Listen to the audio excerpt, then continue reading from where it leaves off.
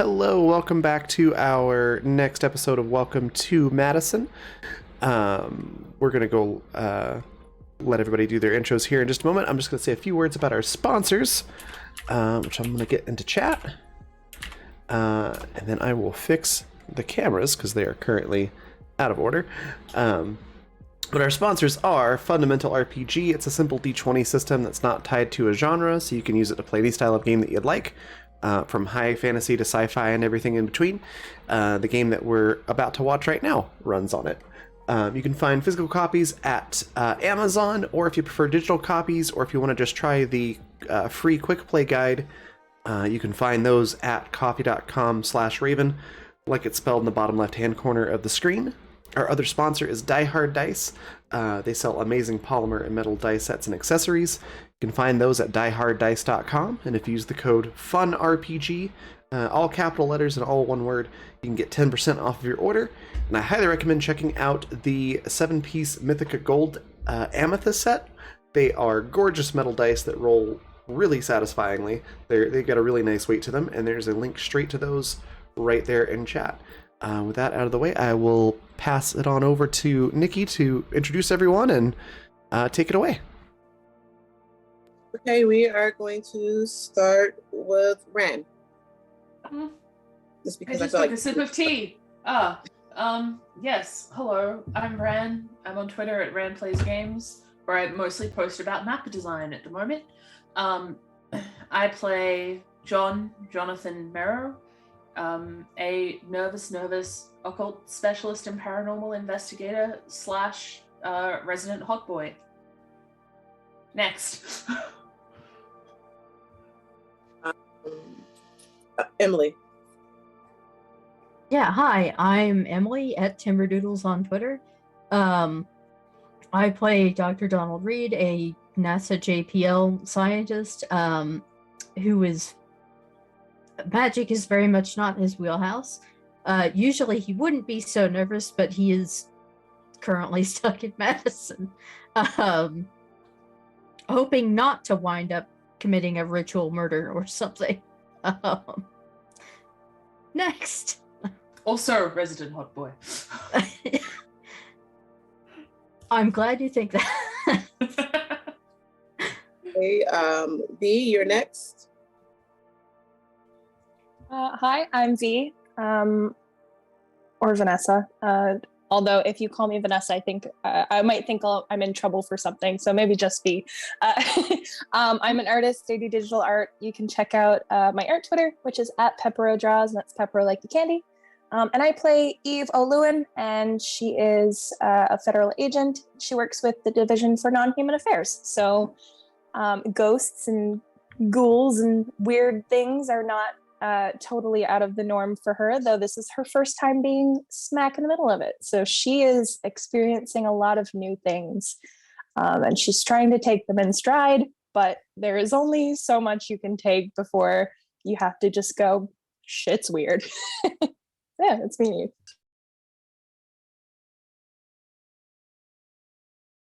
Okay. And that's who we have for today. I am me.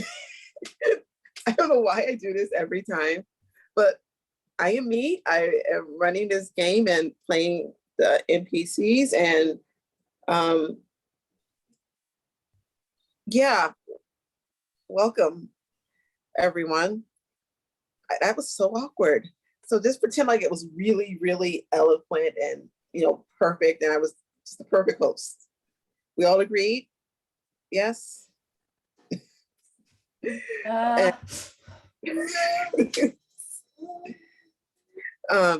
So last episode, everybody was in... John, where do you live again? London. We were all in a London flat with staying over at John's, having a nice sleepover. Our lovely party, and Beyonce, the NPC, and creepy child Sophie, the Antichrist NPC. One moment, please. And John's flatmate, who actually owns the place that we're sleeping in. Yes, Mark is there as well. He was not looking forward to the sleepover. Yeah, he's not a fan of No. anyone else in this room. I got down. So before you wake up, I'm going to give you all a nice shared dream. The sharing is caring. Anyway, your dream, I'm going to duck down again so you can see this picture. You are able to see that, the background picture. And it looks, Sorry, what is it? that is,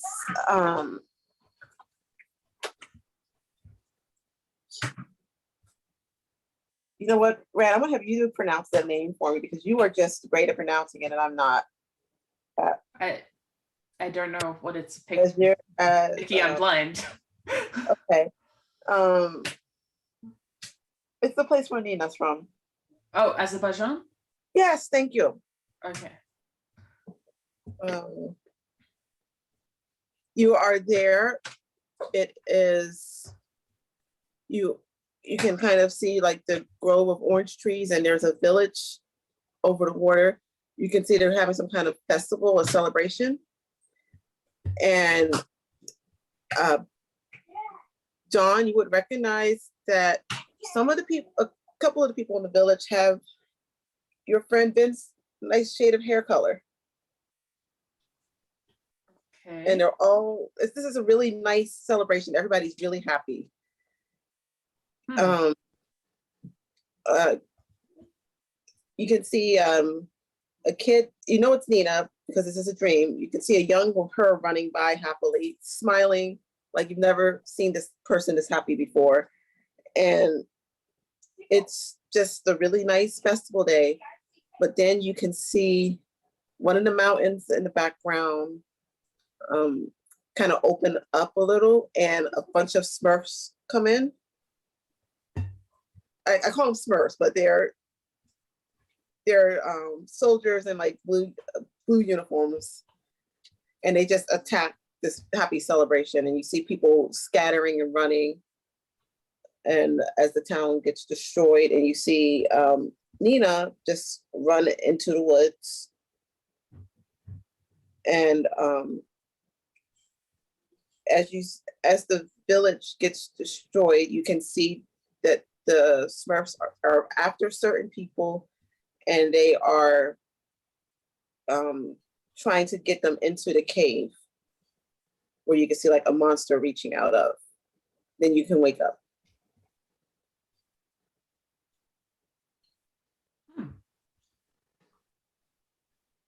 Sorry, I gave you all a dream. But now you're awake. Honestly, considering the stuff everybody has seen during waking hours.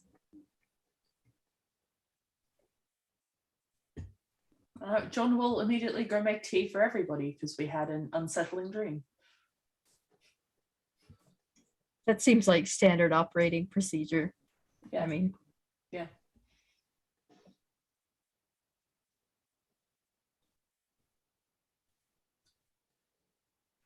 Did anyone else have a strange dream last night? I just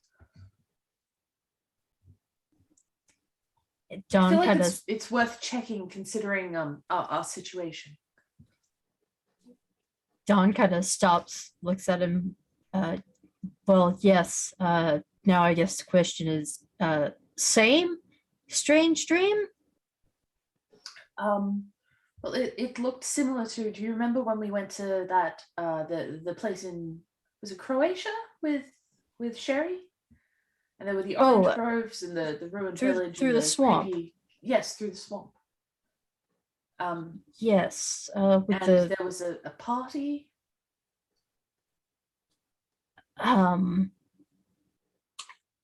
Yes. And Dawn kind of glances towards Eve, and some of those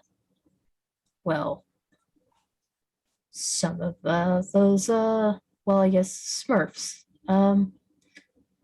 party crashing, I guess you could say, to put I it really wish lightly. we had a more official name for them than Smurfs. It feels very disrespectful. I mean, they're capturing people and putting them in an interdimensional super jail for having seen that things exist. I don't really think they're deserving of our respect, but I think that's beside the point at the moment. But there's no reason to be impolite, you know? And John will pass over a cup of tea. John, would it make you feel better to know that my entire office refers to them that way? No, that just makes me think that perhaps your entire office is slightly impolite to these people. John will look like he's just insulted you gravely saying that. So I think that their name is something like UMSSF UMSSF or something like that, I think was what we discussed. There's like an R in there, so it looks like Hold on, let me find it. it might be SSF, but I want to add an R in there. Is it USMRF? Smurf? Yes, let's just say it's USMRF.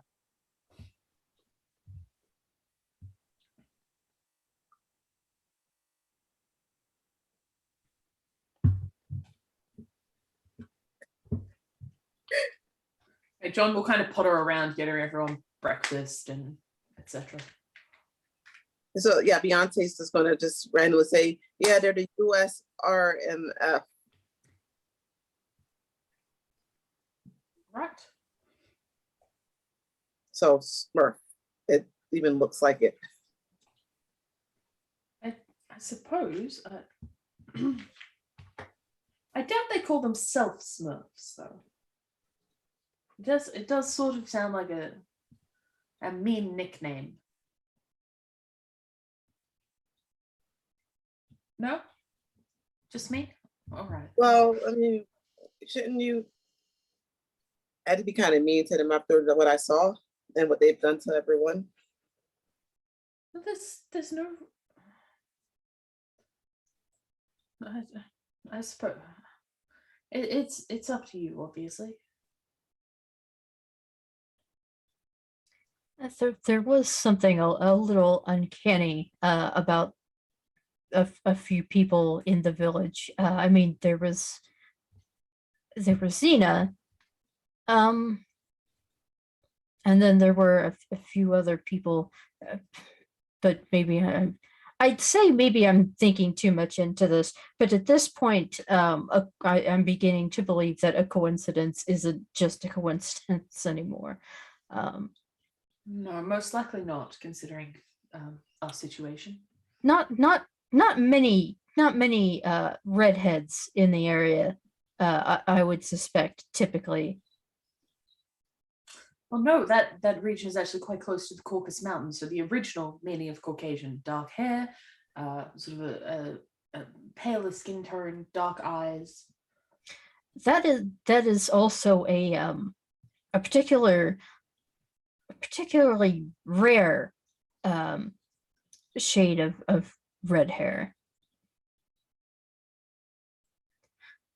John will look at you with polite confusion. That's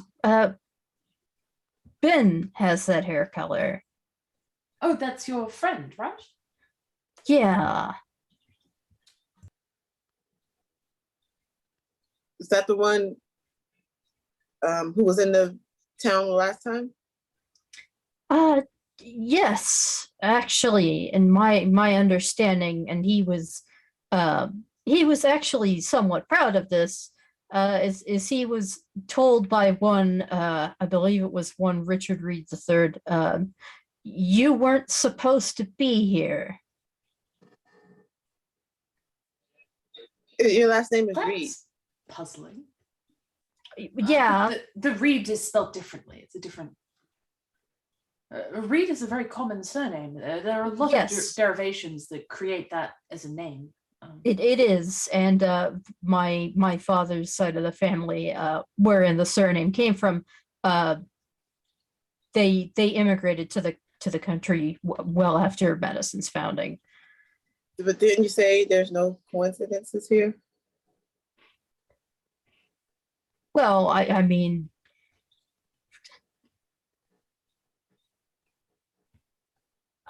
there was I mean there was a I don't know.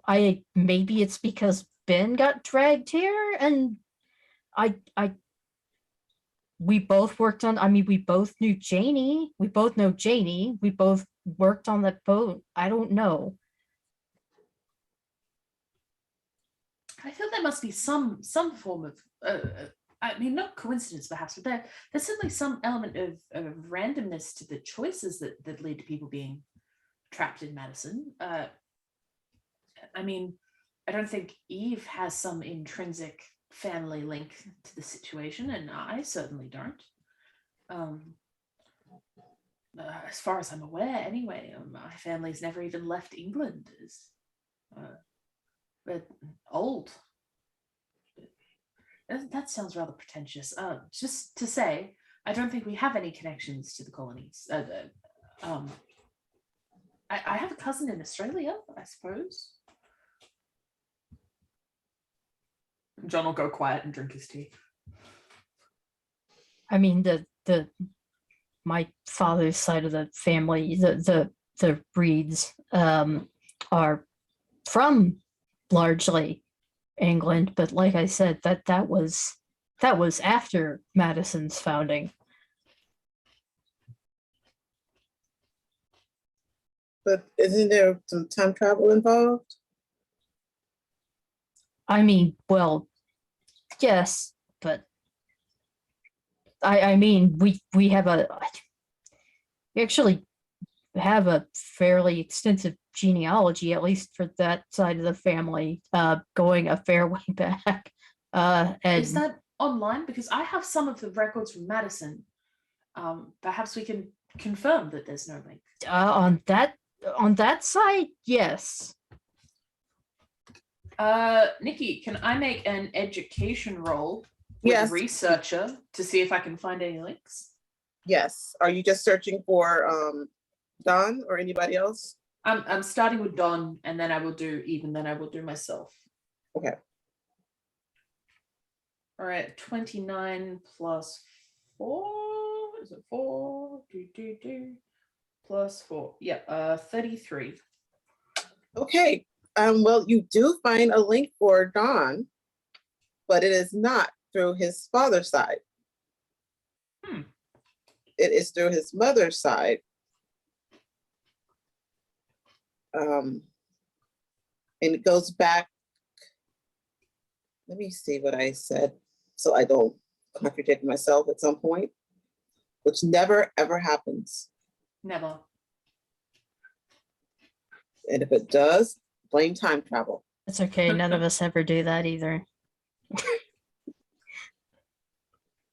It's all time travel's fault. I don't know what you're talking about. I'm incredibly consistent. Okay, so you find out. I didn't give you a whole story, Emily. 20 days left on June. Oh my gosh. I thought I did, or did I just imagine that? Okay, I figured it out. So this was before Madison was founded, and one of Don's family members did have the last name Reed, but obviously it's a different branch of Reeds. And that child was raised. There was a child, and it was raised in England.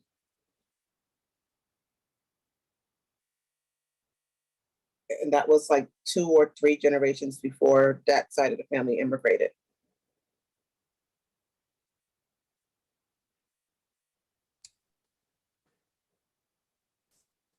I can Well, give it you. looks like there's a link, John will say. Which comes as a surprise to Don because his mother's side of the family, like he knew there was. He kind of looks. I mean, we knew there were some gaps here and there on that side of the family, but that's So oh, it looks like your great aunt Abigail.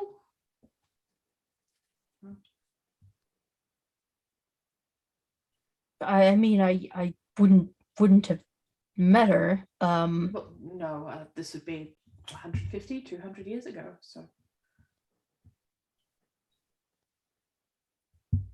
So you are Reed. Twice apparently. Great.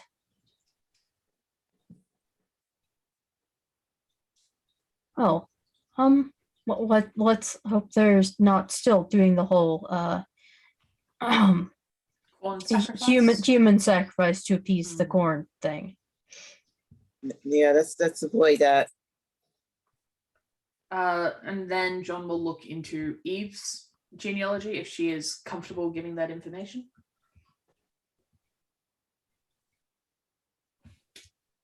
Which, Yeah, from V's Eve. silence, I will assume she is. Yeah, Eve will give you whatever. All right. Education. For 31. Oh wow. Okay, Eve. There was a ward that your family took in. And oh my gosh, why am I not remembering anything today? It's like this camera goes into streaming and I just forget everything. Her grandparents took in a ward named Alina. So her grandmother, Maeve, did I pronounce that correctly? Yeah, Grandma Maeve. Would have known her growing up.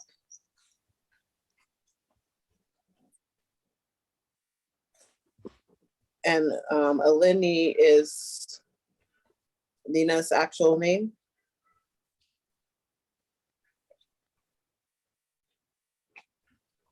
So there's that.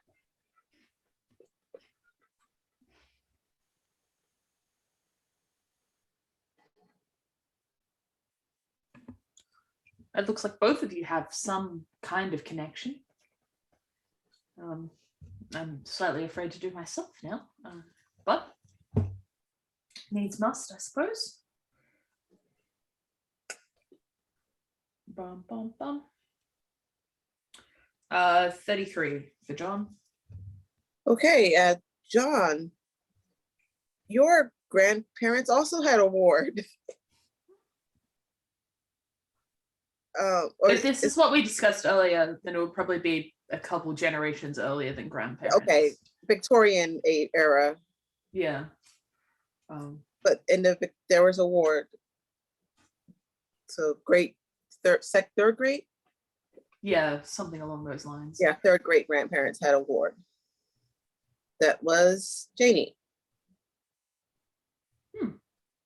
Well, I mean, it's good to know that apparently my ancestors were not terrible people, which is always something that you have to be unsure on when you're white and English. But looks like they did right by her, at least. I mean, Yeah, there's records to show they did really right by her. She got educated. She was educated. She did a lot of things. boarding school. John will be like flipping through like scans on his computer. It's like, yep, very fine girls' boarding school. Etiquette. I mean, it all suits what you would expect of an upper class girl of the time.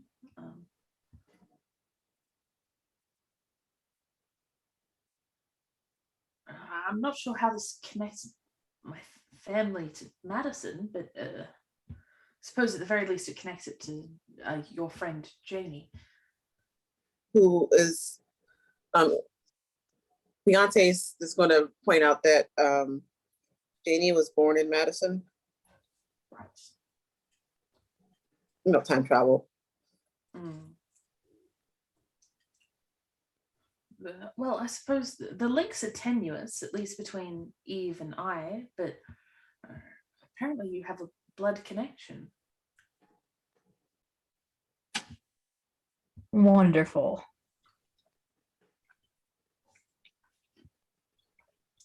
Dawn says it like that does not sound wonderful at all. John will kind of shrug apologetically and begin closing all of the windows on his computer. I'd be tempted to ask about Ben, but I'm afraid if we even tried to look into him, some algorithm he's written would detect that we're searching things and your computer would catch fire. Well, perhaps you could text him and say. I mean, like I said, at this point, I don't think it's coincidence, but oh God, a few years ago, he probably would have thought I was fucking crazy. Hey, I had this weird dream, something about hair color, and he kind of fires off a text to Ben asking about if he how far back does he know about his relatives, which at first all Ben's gonna send him is something about where Don gets a message and he kind of stares at his phone for a minute, looks up, stares back again. We're red-haired like plaid and our name is Wallace. What do you fucking think?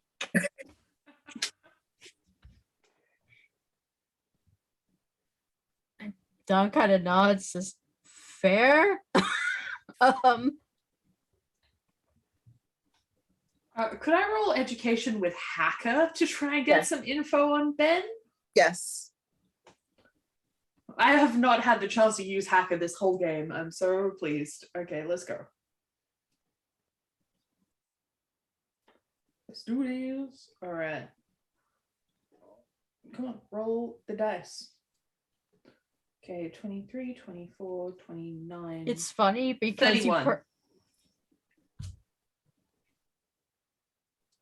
What were you going to say, Emily? I was going to say it's funny because you probably won't go through him directly, but find like police records and stuff and go back through like his parents and stuff. I was thinking it's the equivalent of like his cousin's Facebook page. Yeah, it's going to be something like that. I'm like, oh shit, she took a 23andMe. Yeah, it's going to be something like that because Ben is paranoid as shit. It's like a cousin's Facebook haver took the ancestry test, and it's really weird though. It links back, but the records don't really make sense because basically you would be able to figure out there was some time travel involved, which is why some people are not in the right places. But some family did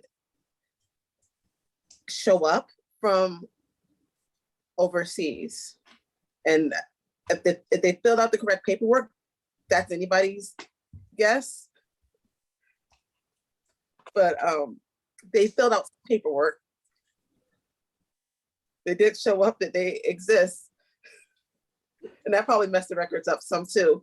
You know, those Wallaces. Just John scrolling through Ancestry.com is like, did you know that Ben is 42% Croatian? That's interesting, don't you think? 18% Irish. I mean, I suppose I should have guessed from the red hair, but it's still interesting. That is because I was assuming and he was fairly sure, very Scottish and a fair bit Irish. It's 33% Scottish. But the interesting thing about these tests is it does show quite a lot of migration. It can be difficult to pin things down precisely. So I the test. think my cousin took one of these and it said she was 3% French, and pretty certain nothing of that nature has been in the line since the Norman invasion. So The funny Yeah. thing is, the results don't match up what it says on paper. okay. So Emily, Yeah, I but- think that the Wallaces filled it out as whatever kind of way they wanted to. Yeah, it's like we are totally from mostly Scotland. Like we immigrated from Scotland to the US. Yeah, sure they did. I'm now picturing a bunch of people trying to do like fake Scottish accents as they pass the border, like, oh, I am from Scotland.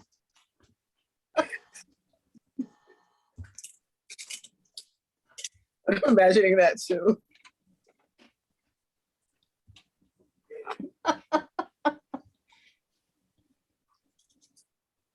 And there's some kind of shenanigans with the immigration people. There had to be. Honestly, I think a stubborn disdain for authority might be genetic. Yeah. That does sound very Yeah. Scottish, to be fair. That's what I was thinking. So you're like, Dawn's here like blown away. Like, how is this done? I mean, it seems completely reasonable to assume that he would be. Scottish and Texan, both.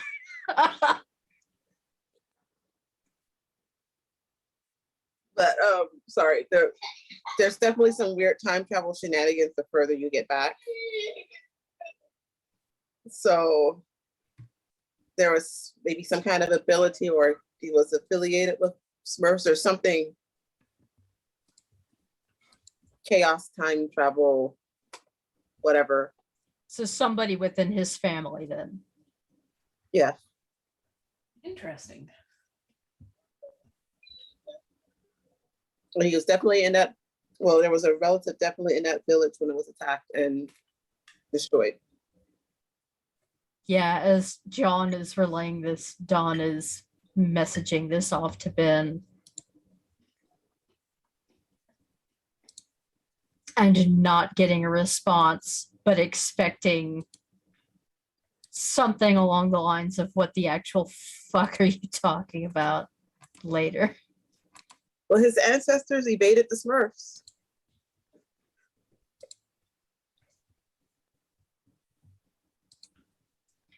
Yeah, eventually, and Dawn does get a message back, and he looks at it and he kind of winces, and he goes, "Oh, I'd say I almost feel bad, for any Smurfs that do turn up on his property. Oh, that does not sound pleasant."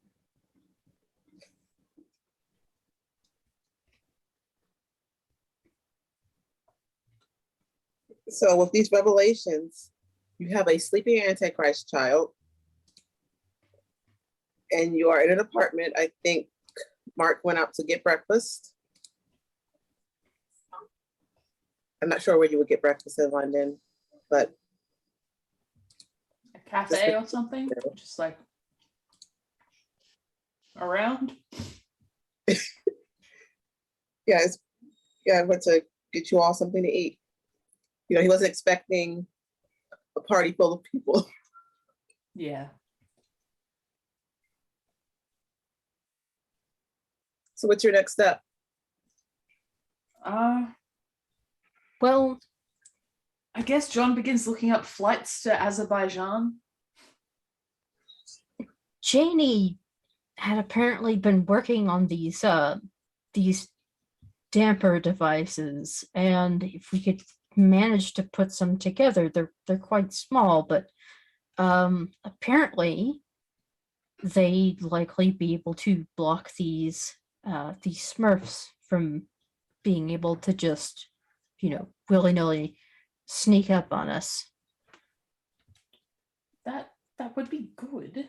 Is it the sort of thing that can be constructed with normal technology? Well, it would be similar to the tech required for the boat, which I believe we left with Sam and Dean Winchester back in Madison. Yes. Well, to be fair, we were being shot. We weren't planning on leaving them with the boat. It was just Yeah, that was a little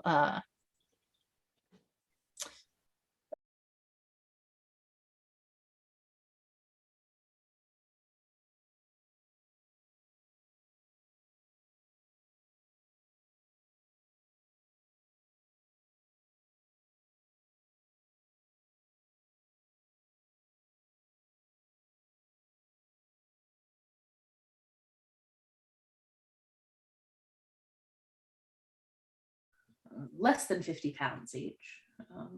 And from there, I would assume train. we are Last part, flying we are perhaps, but- flying first class. I will pay after all this shit. All right. I can. I would think. I mean, there aren't a lot of flights to Croatia, but there are enough. We should be able to get there before the end of today, even. I have this $100 that you gave me. No, don't Again, and we don't are in don't ask me Britain. how much it costs because I will not tell you. We are flying first class. If it is available, by God, I want a large, comfortable chair. I want a fucking Mai Tai, and I want to sleep the whole way there, or play on my phone or something, and preferably not think too hard about all of this. Again, we're in Europe. It'll probably be about 2 hours. John says, looking from American to American with a look of absolute non-comprehension. You know, I haven't even flown anywhere before. Well, it will be a new and exciting experience for you then. I can book us first class, certainly, but it is, as I said, a budget airline, so probably won't make that big of a difference. But certainly, if the 2 to 3 hours of air transit are that important, and John will start clicking through the website. Dawn just kind of looks at him for a moment. Please, just let me have this. No, I'll organize it for you, Dawn. Of course. I'm sorry, I didn't mean to get snippy. I've had some bad sleep. Nope. I apologize. No, I'm it's sorry. fine. Just look, just the little things, you know. Yes, absolutely. As I said, my apologies. And John will book 4 tickets. Yeah, 4 tickets to. We're not. Are we bringing the Antichrist? Because flying with children is. Actually, generally, not as bad as you would think. Depending on the needs of the child, and if you're prepared and know what you're doing. She's the Antichrist. Yeah, that might complicate things. In fairness. And I don't mean to be difficult, but I have no experience with children outside of my younger cousins, who I only met after they were sort of old enough to have opinions and such. I don't actually know what we do with this. And John just kind of points at the sleeping child with both hands.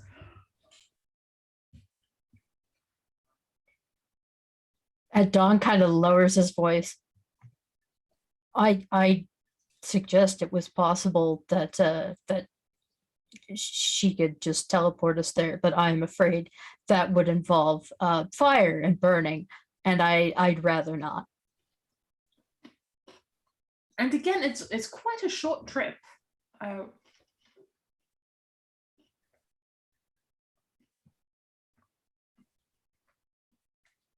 Yeah, like I said, I'd rather not. That's not worth it. Right. Well, our flight is leaving in 3 hours. Shall we? Oh, aren't you? We're in London, right? Yes. Aren't do they have any family here? Do I have any family here? Oh no, I mean, yes. does she? Does I mean, I doubt it. Her mother was very American. I mean, I can look, and John will look, but he's really doubting he'll find anything. Sheila was so incredibly American. The idea of her being related to someone English is holy shit. Okay, John, fucking killing the game. 35 plus 4 points in researcher makes 39. Wow. Plus a point in hacker makes 40. Wow. I know everything. John puts his fingers to the keyboard and like the screen just lights up. Wow, apparently you do know everything, because you do find relatives on both sides, apparently. Did I look up the demon? Well, I mean, it says relatives, Okay. but yeah, they're like 5 streets over. Well, this is deeply disturbing. It appears that her her aunt and uncle are expatriates who live here. Well, that's that's awfully convenient.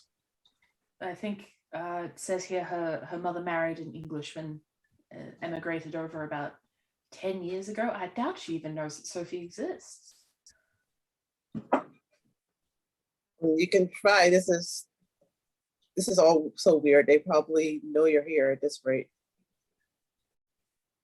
I mean, if they're also, you know, in the know.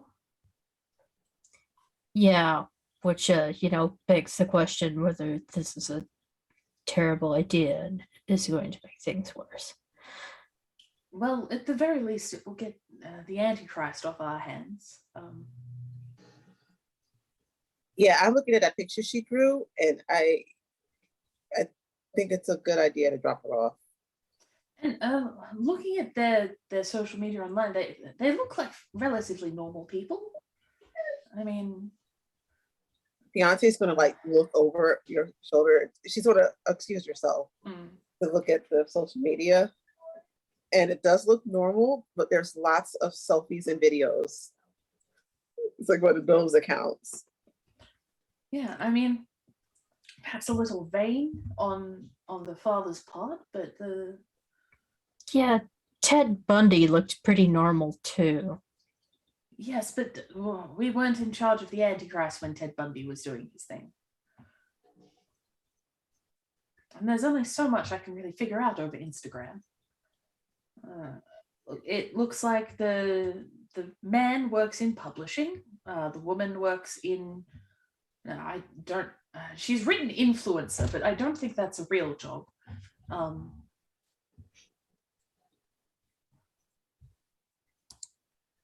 Well, it looks like she posted about 1,000 yoga pictures and pictures of breakfast, pictures of Probably lunch.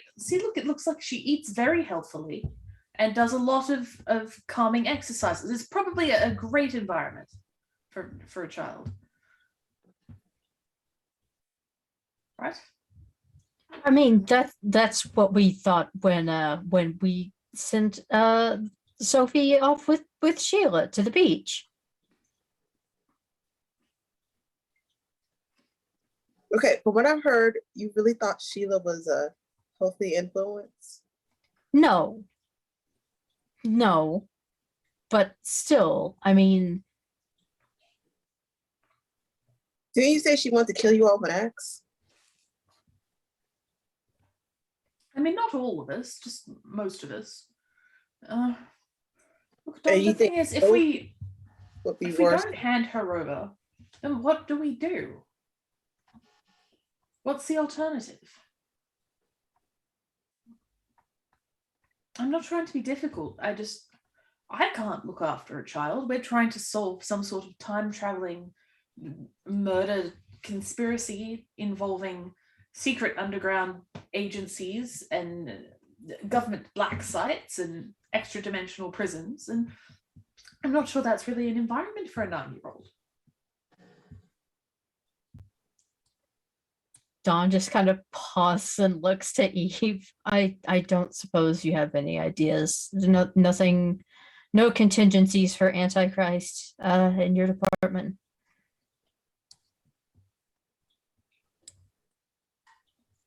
You know, the Antichrist was not something that we really took into consideration when writing the handbook.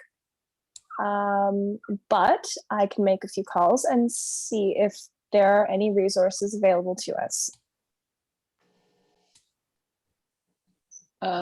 Nikki, can Eve take a look and see if the department has any contacts over this side of the pond? Yeah. That could potentially deal with this better than 2 people who don't know what the hell's going on? Yes. Wouldn't be hard. Okay. And are potentially also demons. Or probably also demons. Yeah, that would be oh my gosh. Education? Education with profession. Okay. You're calling work. Let's see what we've got. Plus my profession, so it's 28. Okay. They have some people that can come from Rome. They have like holy water and all of the priesty stuff. Love that. Are we exercising the Antichrist? Well, I mean, that's who they think will best deal with it. They can send local agents, but they're just regular agents. Or they can call the Smurfs. Absolutely not. I guess we could just ask Sophie to be nice. I We think can- they I think they might have misunderstood what we meant by deal with this. I sort of assumed babysitting. Well, yeah, that's what I was kind of thinking, but yeah, no, that's an absolute no to calling the Smurfs. I think that goes without saying.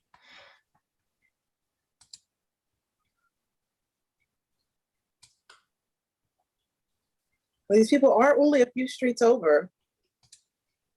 Yes, if not, there's always Terrence and I'm not sure how to pronounce this. It's one of those American names. What is it? Don, how do I pronounce this? Terrence, what? The lady's name, I can't. It's one of those weird American spellings with like 3 Y's in it. Look, I that's a newish trend. I don't know what the fuck is up with that. Somebody roll me just a regular D20. Just somebody. I was about to ask if I could roll a gut feeling on whether the people down the street are. Just, I want to say high is good, low is bad. Just roll a D20.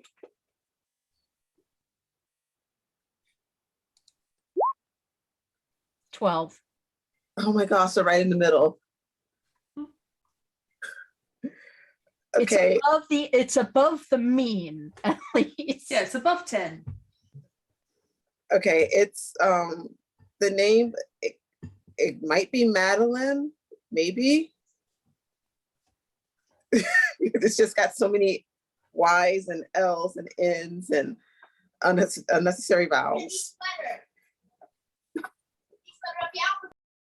Yeah, each letter of the alphabet's in there somehow. So no wonder nobody can pronounce it, but you think it might be Madeline. I was gonna let you know if it was low, it would have been Madison.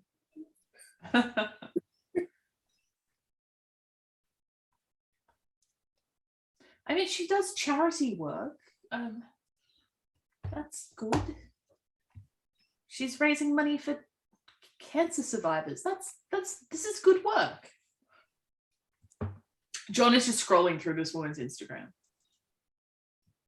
Yeah, again, I can point to serial killers that have done that. Yes, well, if you're going to say that everything is something a serial killer has done, then you're going to be here for quite a while, aren't you, Don? Serial killers do a lot of things that regular people do. That's sort of the whole point, is that they're almost indistinguishable until they're trying to murder you. Dawn just kind of gestures like, that's my point. That's not a good point.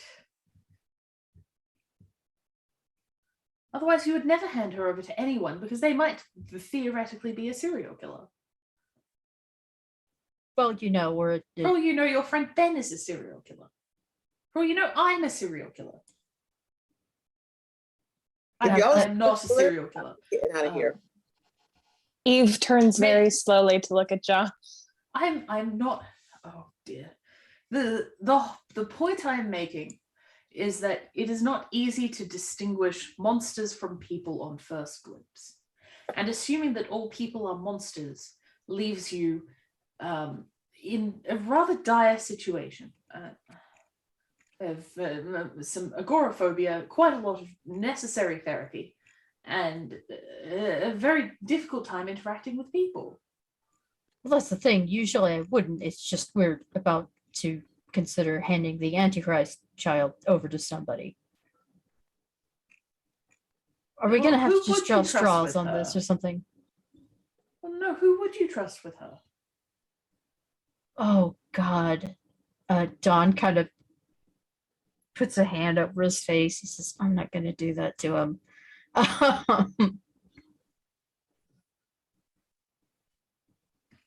No, I'm not gonna do that to him. Who? No, he has enough on his plate. I'm not gonna fucking do that to him. So you're not going to do Assuming that. your volatile red-headed friend.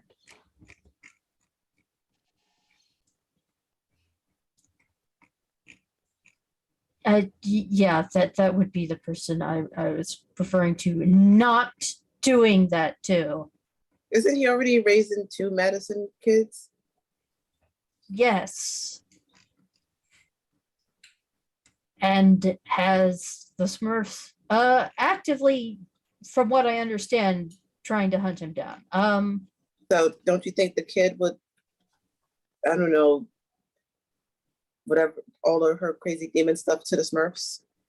Well, I mean, he does have the smart turrets. And I don't think we should really encourage her use of the crazy demon stuff. Yeah.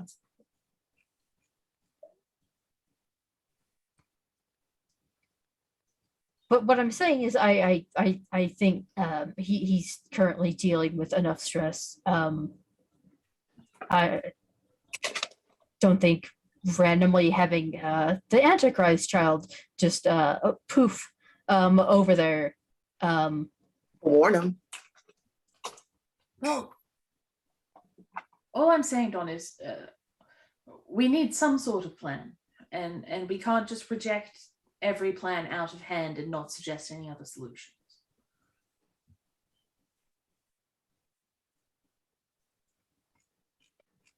I feel like we're going to wind up drawing straws. Are we going to wind up drawing straws on a plan? Or going rock, paper, scissors? I feel like that's what's going to happen. Or we vote.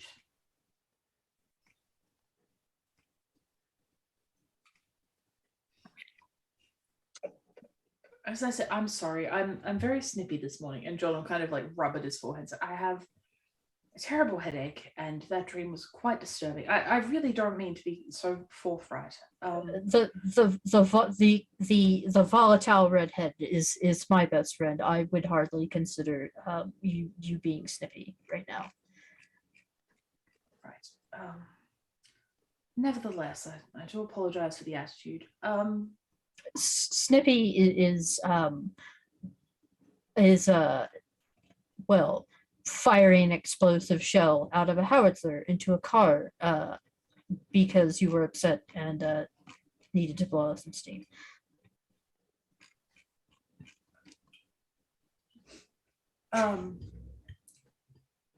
Not in my experience, but sure. Nevertheless, we do need to organize this. preferably before she wakes up and throws a fit. Right. Well, So there's Terrence and Madeline, or your friend Ben, or the local DMHA.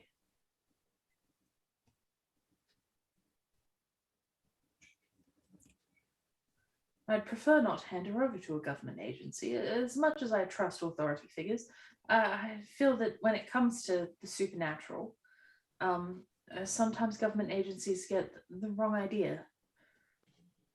And John will sort of itch anxiously at his neck. yeah, I'm not gonna lie, that's kind of been my experience as well. And Dawn kind of glances to Eve. No offense.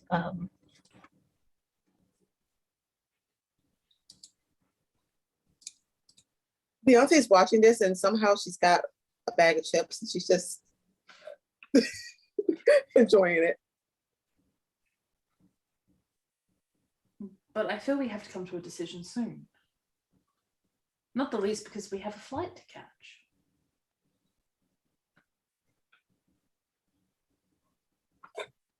And we can't leave her here with Mark. He'd get very angry at me.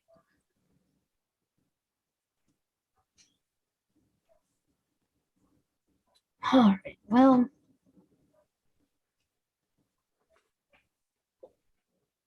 if not with the local DNHA, then I suppose that leaves us two potential options, which leaves it if only three of us are voting, unless Beyonce, you would like to be included. No, I'm just watching y'all. All right then. Three people to vote on, two options to vote on.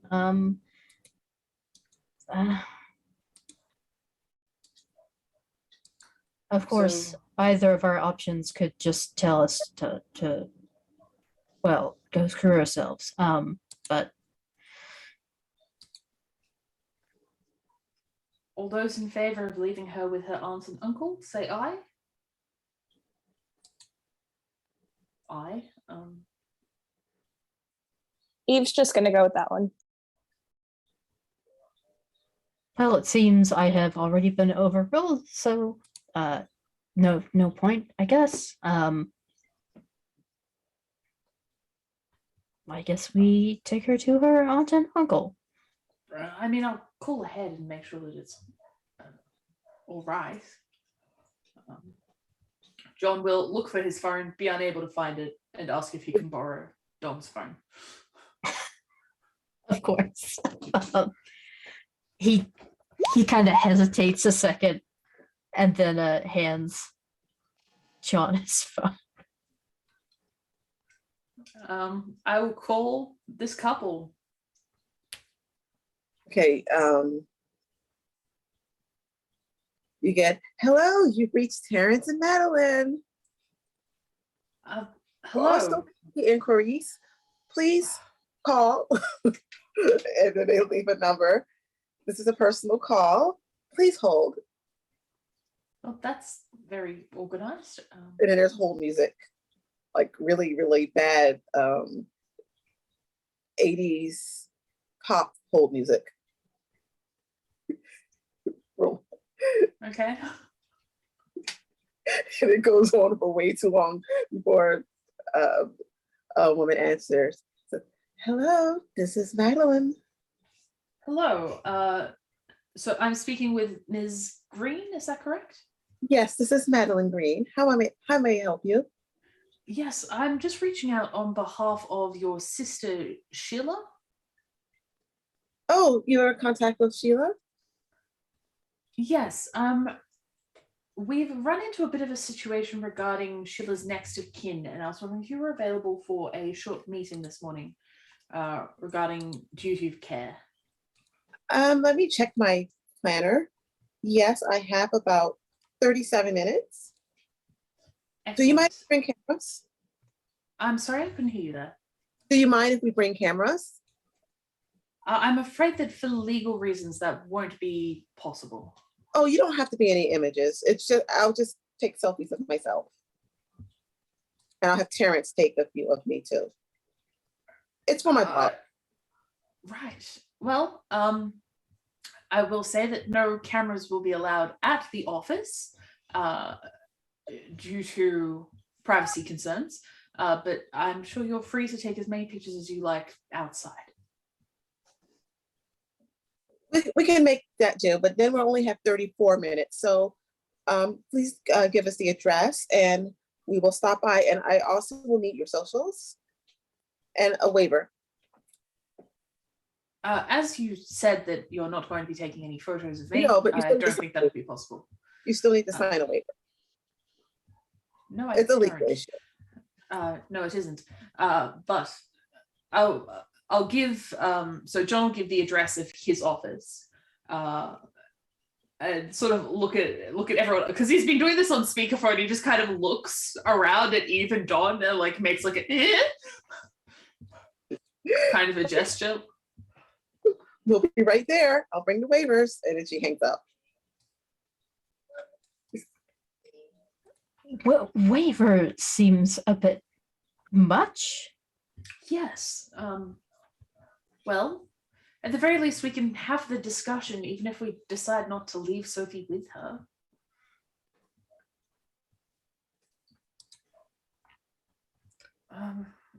Well, at least my office isn't far away, so.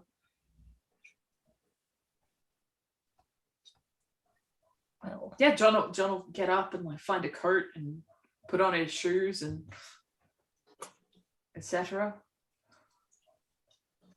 As y'all get ready to leave, Mark is coming back with the breakfast. Oh, hi, Mark. We'll be right back in about 45. I just have a meeting in the office. And John will kind of go in for a quick half hug, like already on his way out the door. There's no meeting on your schedule. Impromptu. He's gone. He's already gone. She needs our socials. What?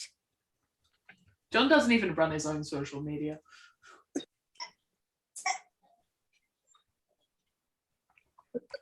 As you all walk there, you can already see her outside taking pictures. That was fast. Like there's a whole, well, it's just Terrence and like one other person. They're snapping pictures and setting stuff up. There's a whole, you know, it's going to become some long flowery post with tons of stuff that's made to look really good. Okay. Well, we'll just dodge in through the staff entrance. She doesn't know she's meeting us specifically, so I'm sure she won't stop us or anything.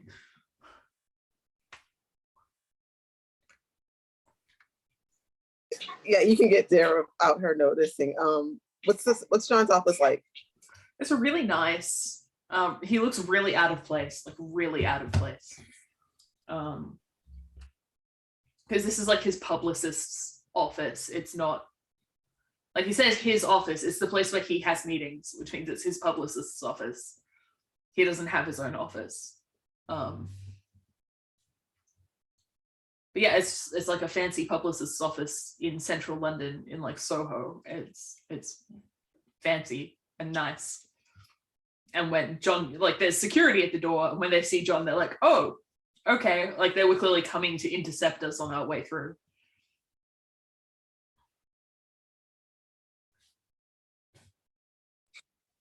Beyonce is just like looking at everything. Impressed. She's impressed. You can definitely tell.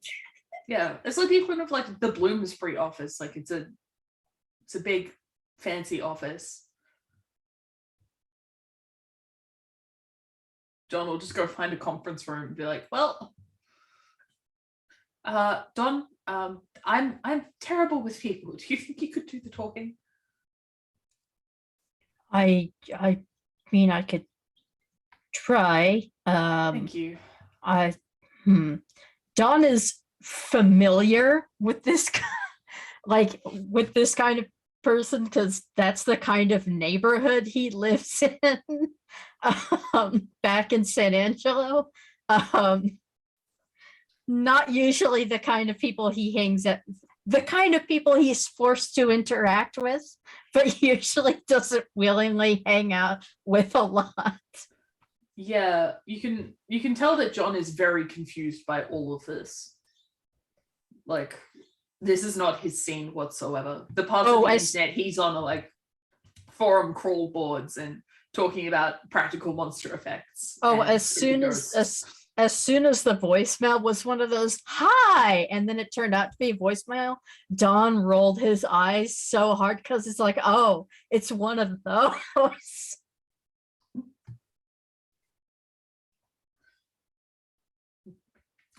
And John was just saying, I don't think she's naturalized much. She still seems very American. Yeah, just a little bit, huh? I don't know how to, I'm a writer. I don't really talk to people much. Not even for interviews, or that's not really the sort of writing that I do. Fair enough.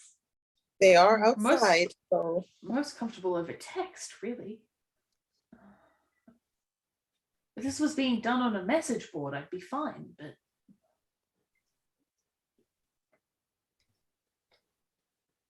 and John will just kind of take a seat at the conference table. Not the seat at the end, he's leaving that for Don, but one of the like side seats. Don is actually used to that. He's director of a couple of projects at freaking NASA. So, all right, well, he kind of glances to the others. Shall I go ahead and let them in? I suppose.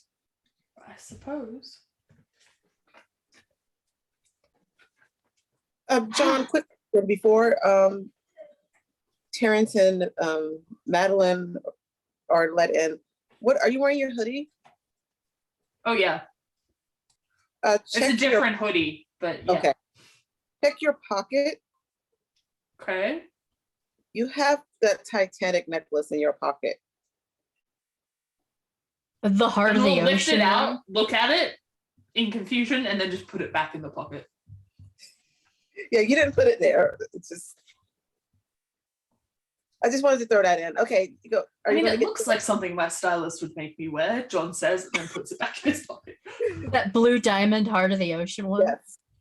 I don't suppose anybody else noticed him take it out of there. He was very blatant. Like, he just pulled it out and like lifted it up to face height and looked at it in confusion. Yeah, Dawn actually sees it and stares and obviously recognizes it. Did you? I don't suppose you raided John Cameron's prop department. No. That's huh. Well, that's from one of, okay, that not one of, that is from Dee's favorite movie. It was actually Should she be able to do that if we're not in Madison? I don't know, but it was a rather central to the whole plot of you know, Titanic. I'm familiar. I don't think I've seen it since I was a child, but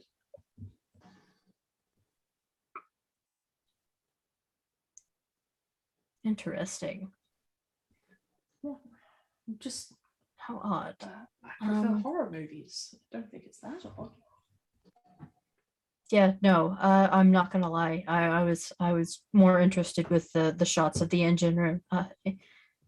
Anyway, he kind of glances back at it a few times and hesitates before going to open the doors, like he is dreading that feeling. This.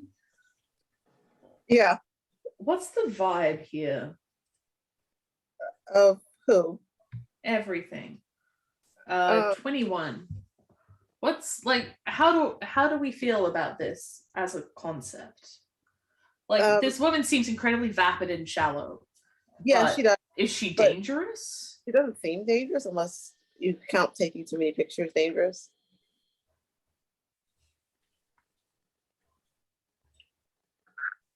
And the husband just seems kind of henpecked rather than.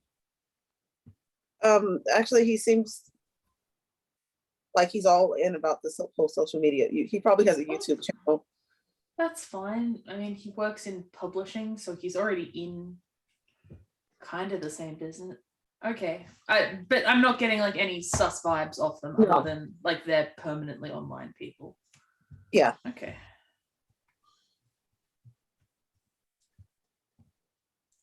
Right. John will just sit quietly. It's maybe closer to his wheelhouse than Don's in terms of the subject matter, but he is not comfortable. Yeah, so this is going to come down to me out of character trying to do this. Oh God, not my personal wheelhouse, but I shall try. So Dawn kind of sighs, and then puts on that, yes, I am having a delightful time meeting you face, very convincingly, before opening the door to let them in, well, and greet them at least.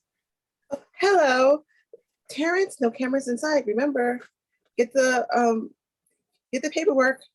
We're here. Hi. How are you both doing this lovely day? Hi, we are doing great. And yourself? Quite nice. That's good to hear. If you'd come on in, Yeah. I was gonna please. say, if these people are like influencers in the London sphere, they would probably recognize the publicist's office because this is like Yeah. a big publishing house, and like, you know, they do like the famous podcasts, the famous writers, etc. Yeah, they do. There's gonna be a whole post about how they had a meeting at this publisher.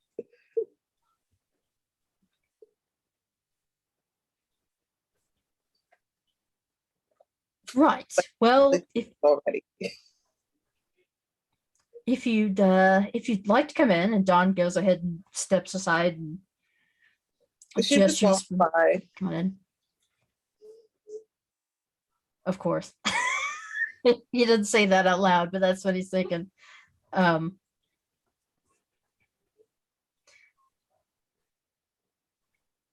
You said you had a waiver? Yes. Terrence entered their waivers, and they don't want to release because they don't want their picture taken. This is just what is the actual term? Basically, it's a paper saying that they have all rights to the blog post, and you can't sue them.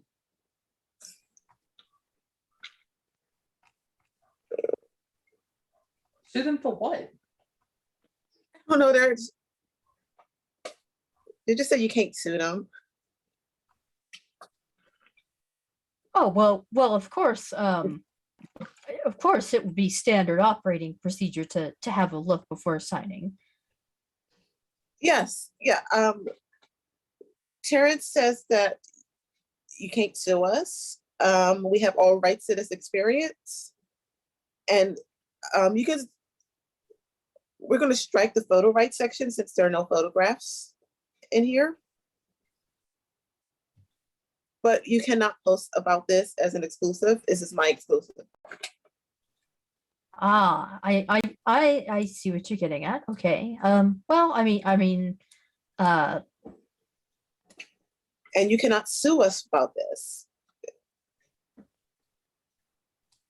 oh, about posting about this. Right. And there's no negative posts anywhere, or negative videos, no negative tweets. That, I mean, to be fair, that's not really the subject of my social, so I don't think I'd really be covering that anyway. We still have Yeah, to, if you wouldn't mind letting us go ahead and have a look there. Yeah, Dawn has spent a long time looking at federal government paperwork and legal bullshit and jumping through hoops and going through red tape. The stuff they printed off of whatever that website is, where you can make what is it, like, Quick Rocket- Law or whatever it is. quick law, something like that. Yeah, so it's like a super standard like boilerplate thing that's Yeah. really simple. Okay, so it's not sus. It's like, this is really simple. Yes. Okay. That actually probably makes everybody's life easier. So would the vibe be that she has no idea what she's doing? Yes. Okay. Yeah. Idea. Don, at least, for show's sake, he does kind of hand the waiver over to John and Eve so they can look at him, but he gives him a kind of knowing look, like, it's fine. He figures Eve has seen her fair share of paperwork too.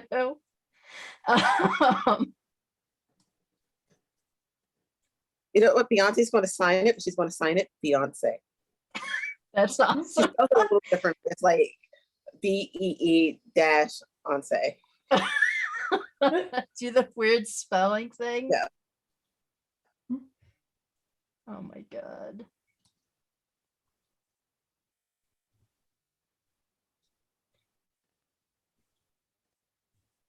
Right. Well, and now Dawn is trying to figure out how do we tell these people? Well, we'd like you to look after the Antichrist child without exactly telling them. We'd like you to look after the Antichrist child. So what did you hear about my sister? I haven't heard from her in quite a while. Oh, well, it seems she wound up well, She was in an accident. yes. John will say. It's very unfortunate. Well, is she okay? I'm afraid not. No, I am so sorry. And Don, like, genuinely sounds like he is quite sorry that he has to say that. You do see her get upset, and like she's trying not to. I'm gonna say she's a lot of makeup, so she's trying not to cry.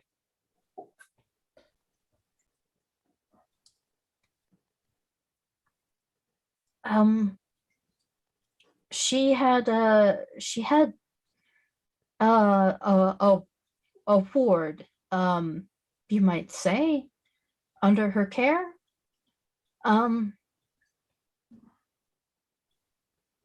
And that's why we wound up contacting you.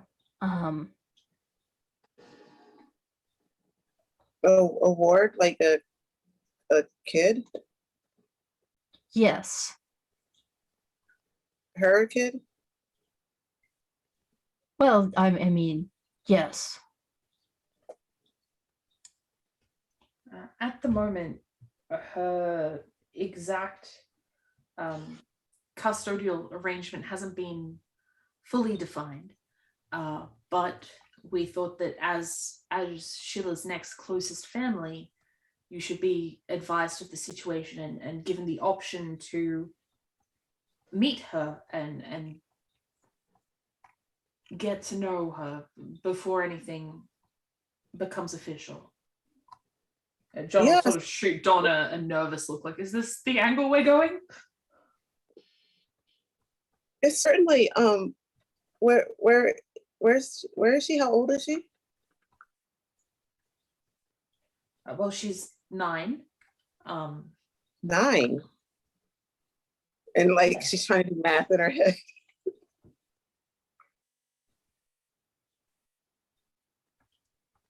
That's okay. I guess that makes sense. I had no idea. Did you know Terrence? And Terrence is clueless. He just shakes his head. Very, very precocious young lady, too. Smart as a whip. That one.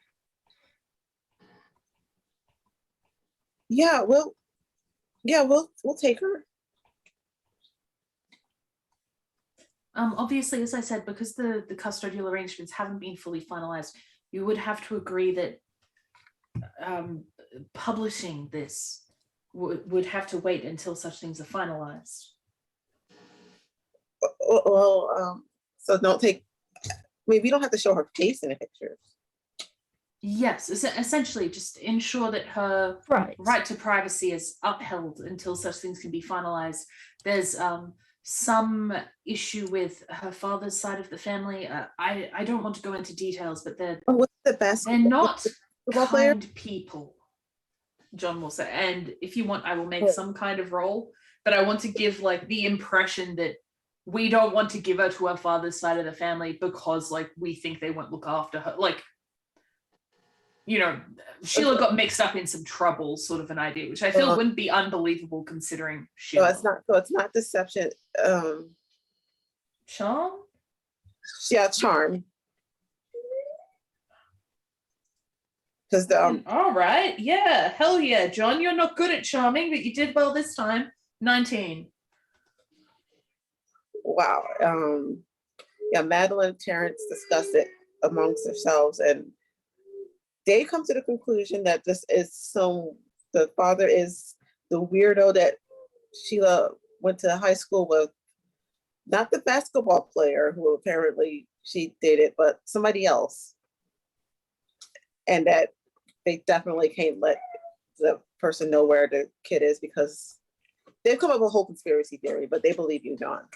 They just have a really bad conspiracy theory that sounds like it's out of a really, really bad, not even B-grade horror movie or mystery movie. It's terrible.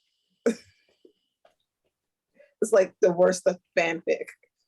A Wattpad story. Yes. Sheila sold her child to One Direction. Yeah.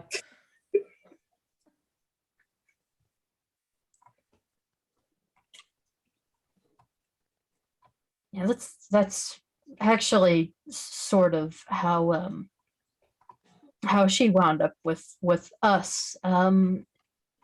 We well, to keep her away from him. No, we understand. This is such this story. Oh my goodness. What's her name? Sophie. Okay, so it's SOAPHAYY.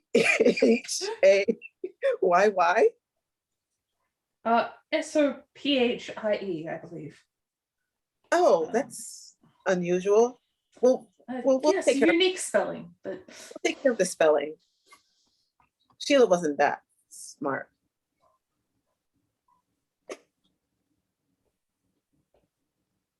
right.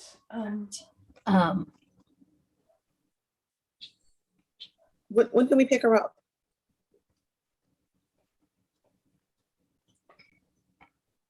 Well, of course, probably be a good idea for us to actually speak with her first. And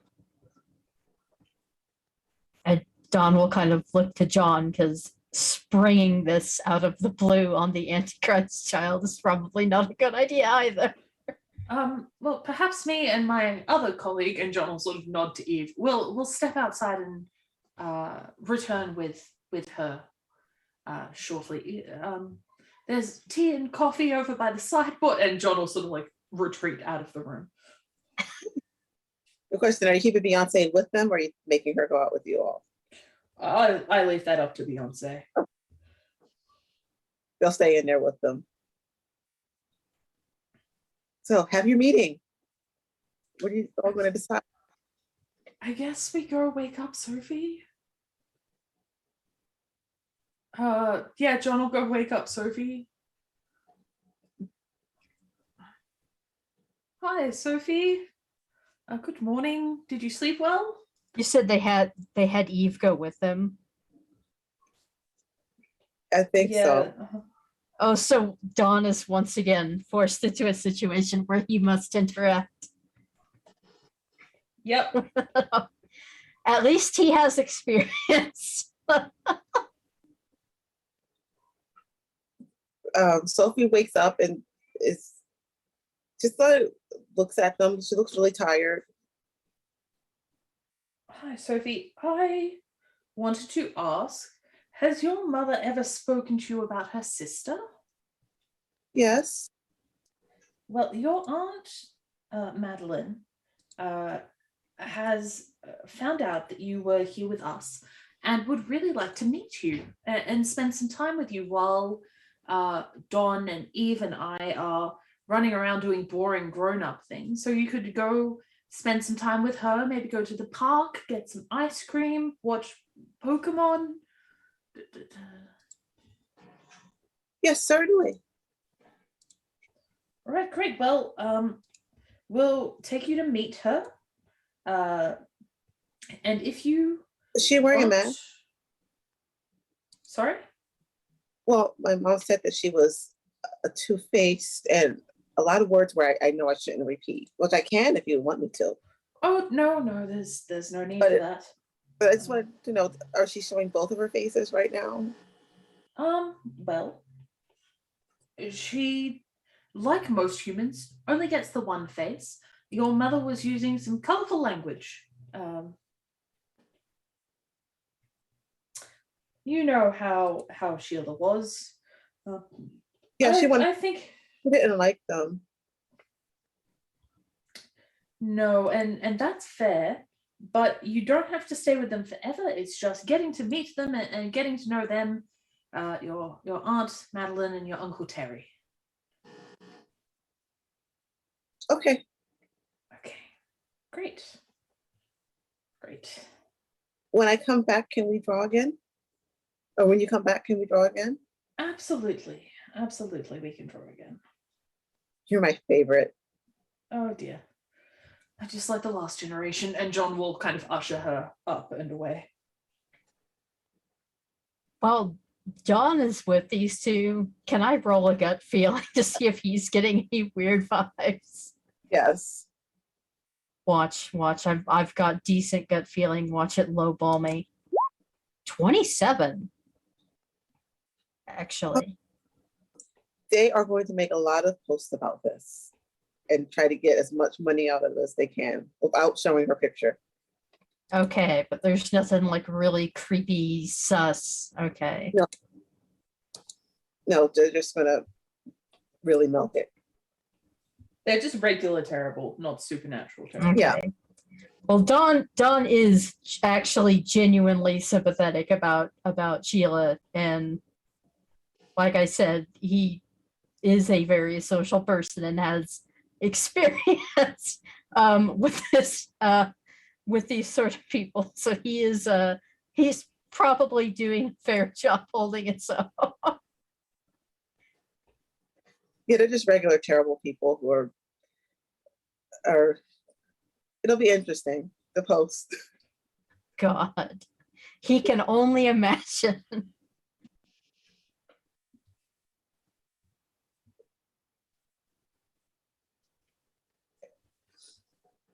And they're trying to get all of your whoever's in the room with them, they're trying to get all of the social media so that they can do whatever it is they're going to do.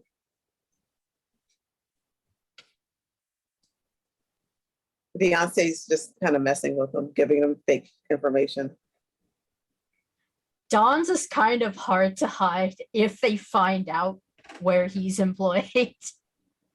I think right now they assume he's a lawyer, so I think you're okay. Yeah. I think he might be okay. And oh, she's gonna ask if they're open for new clients. Oh, well, I actually I work with John, but I'm not actually in charge of hiring here. I'm actually that's one step above me, I'm afraid. Fellow in charge is out for the day. Well, since you are here and you are with John, and we're doing you this great favor with our dear, sweet, poor, innocent niece, perhaps a meeting could be set up. I mean, I could send a few messages and see what I can do. It's the least you could do. I can send a few messages, but you know, when they're off for the day, they tend to be off for the day, not big on answering. So I can send some messages, but I unfortunately can't promise a quick response. He is lying through his teeth, but again,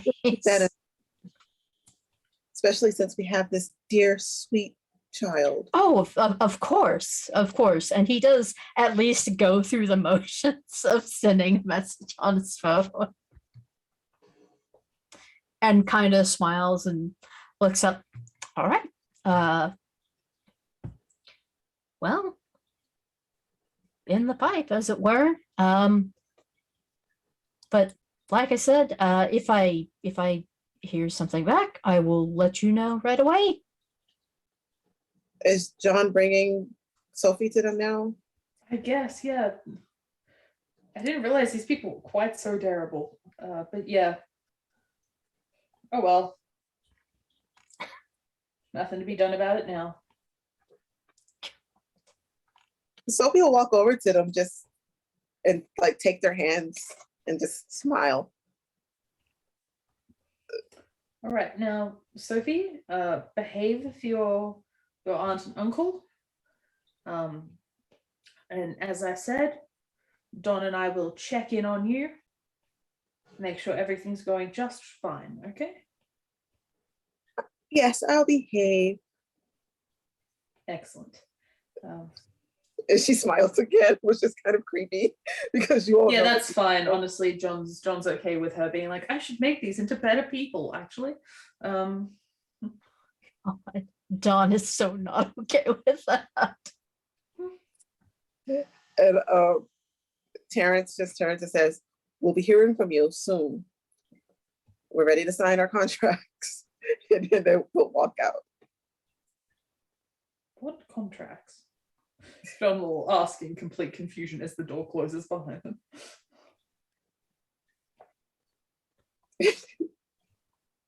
Don, you want to tell us? Beyonce's laughing. This is funny.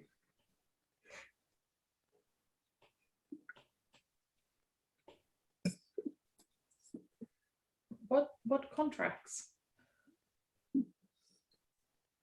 I mean, there's there's the waiver. Oh, right. Yeah. I might have claimed that I was going to send a message about possible new clients. But boss is off work today, and off work means not checking work messages. So I couldn't. I sent a message, but I couldn't promise a prompt response. The boss Right. being out today and all. Okay. John, they tried to blackmail him with Sophie. It was funny. They're like, oh, we have child. Well, that's not going to get them anywhere. Yeah, I'm not gonna lie. Trying to leverage the poor innocent child. The orphan child. Yes. Yes, to you know, get a get a new publicist. Little slimy, not a fan. Yes, quite slimy. Well, I suppose it's a shame. I guess we'll find out if Sophie decides that they can stay being terrible people, or if she decides to make some changes. Dawn still looks deeply uncomfortable at that. If you happen to look at any, oh, I was just gonna say, Beyonce's looking at their phone, and there's already posts about how they're taking in her sister's poor orphan child. God. And there's pictures of like the kid of Sophie's like shoes, and you can't see her, but there's clearly a child with them, and they're posting about the shopping trip they're taking and all the wonderful things. John will say is like, I do know a few people who work in social media, but they're not like this. It's always the people who can't do it who are really obnoxious about it. Dawn kind of sighs. You know what? Ben would probably be having everybody play Mario Kart or something. I don't know, but I didn't want to fucking forget it. What is done? That he can do it. I said I'd rather not.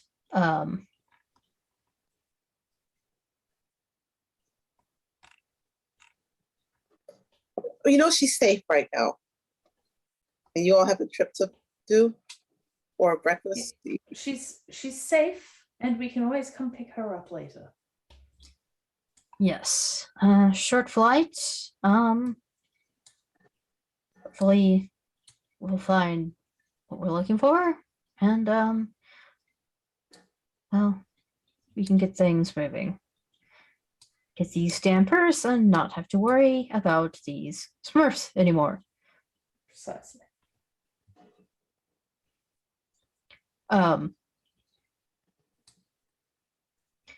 Would I be correct in assuming that some have already tried to raid Ben's property? Yes. Oh my god.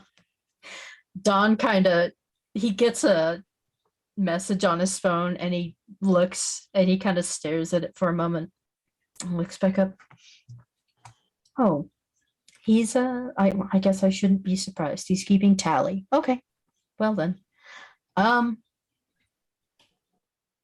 He kind of looks at John and then Eve. Well, I suppose we should get ready to head to the airport then. Yes. So one thing I'm going to point out is that John, you have never had any trouble at all with any Smurf related people.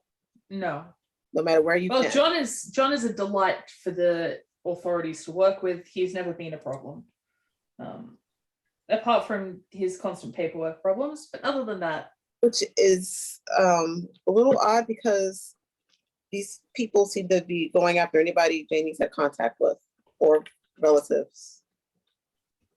And John's family had her as a ward. Yeah, he hasn't thought about that yet.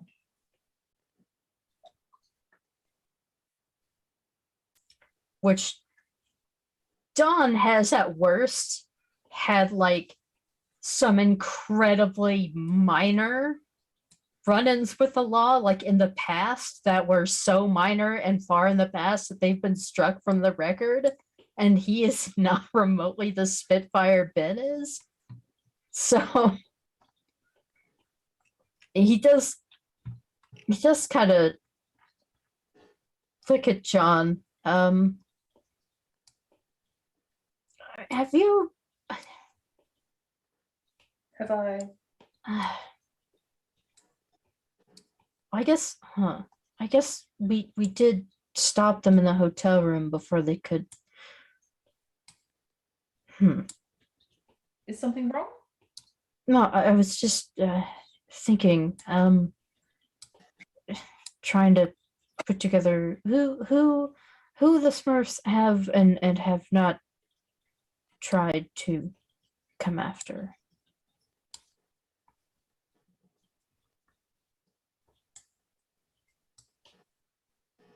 Oh, all right. Well, they've been after me, Beyonce points out. I mean, they did try to shoot you in the diner.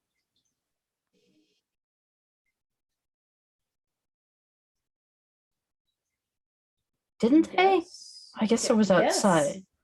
They They were quite shooting. successfully. They shot me in the diner. John will say, and he'll rub the place where he had the giant chest wound. But never before did? Never before that? Well, no. I Hmm. mean, is that unusual? You're acting like that's unusual. I mean, Just come after everybody else. I Well, I've never caused any problems before. don't think I had to deal with them until, well, until Ben got stuck in Madison, and I had a friend who had friends in high places and started making some calls and, well, stopped asking for answers and started demanding answers. I mean, he kind of glances to Eve. You are correct. Not the most pleasant people to deal with. That was before the whole attempted murder thing.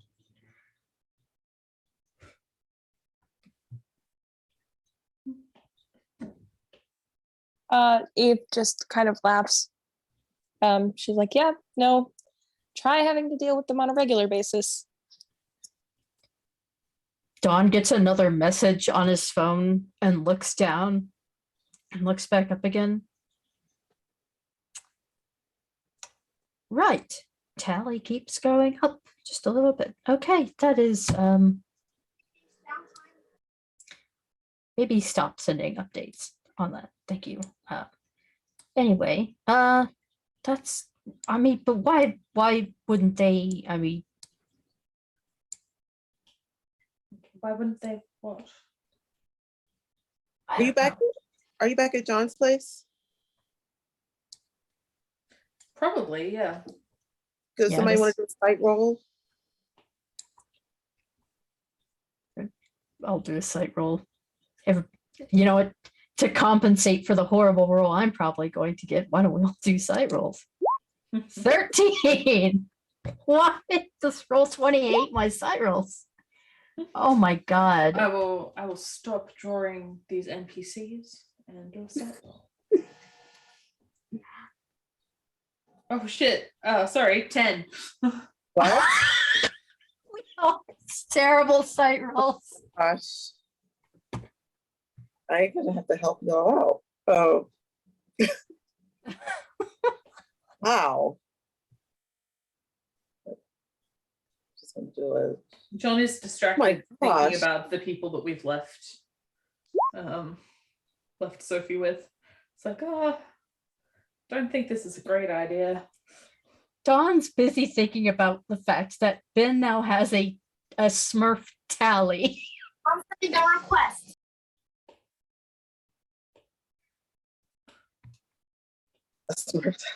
All of those roles are absolutely terrible. Yep. This is not what John does. John does 3 things. Okay, well, I guess you don't see anything. Painter sweep hang up on Minecraft. Oh my god. I don't even have a bad score in sight. I do. Of course. This is what I get for getting a good roll on something I had a bad score in before we started. I knew Roll20 was going to pay me back later. All right, so nothing to see here, folks. Well, I guess Yeah. get ready to go there. We're gonna try one more thing, and just because we. What was it called? What was it called?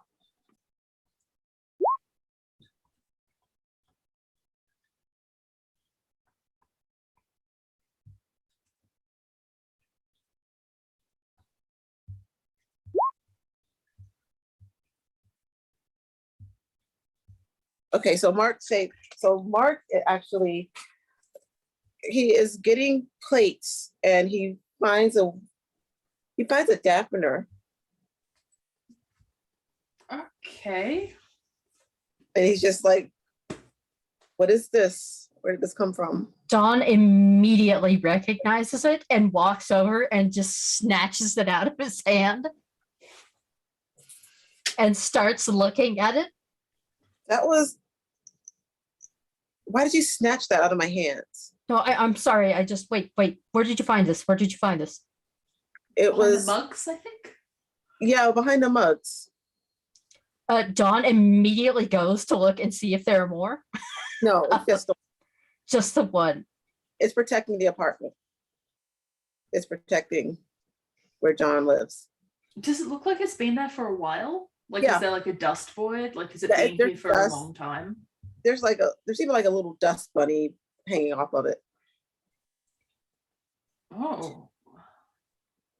Well, I mean, I don't. This is spend a lot of this is time it. This here, is the damper that Janie designed to keep to keep them from just porting in wherever they want to. Wow. It's protecting John's place. It's been there for a while, protecting John's place. And apparently it emits a disruption field large enough to cover this entire flat, and has been for at least as long as you've lived here. I don't spend a lot of time here, I'll be honest. I'm usually traveling. Well, I mean, I wouldn't put it past them to come after people you're close to either. And he kind of glances to Eve as though for some kind of confirmation.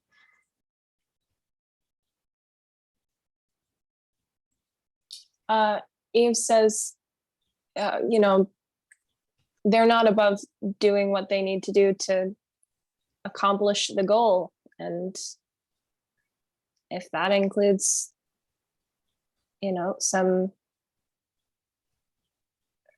things that we would not approve of, then that just, I guess, falls within the job for them. So.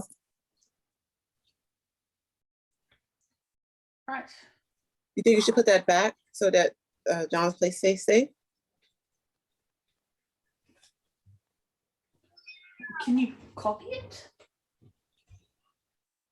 I mean, the materials we'd need are back in Madison, aren't they? Yeah. Yep. The materials we'd need are back in Madison. And the tools I would need are back at the bed and breakfast, at the workbench. Don, check your pocket. Okay. He does kind of reach into his jacket pocket. It's only one screwdriver, but it's one screwdriver that he would need. It's not all of them, it's just one. How did the what? Okay, first the heart of the ocean, and then the tamper, and now. Well,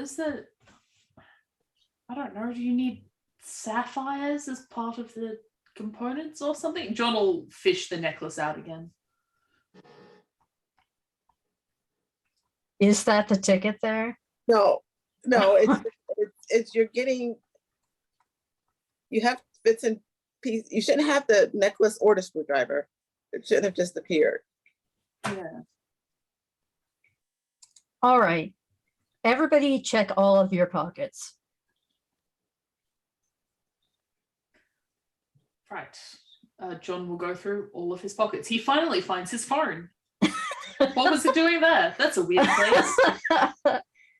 Which Don is wearing that long jacket as well, so he has several pockets to go through. See, anything else extra has appeared. Eve would just have like one of a futuristic weapon in her pocket.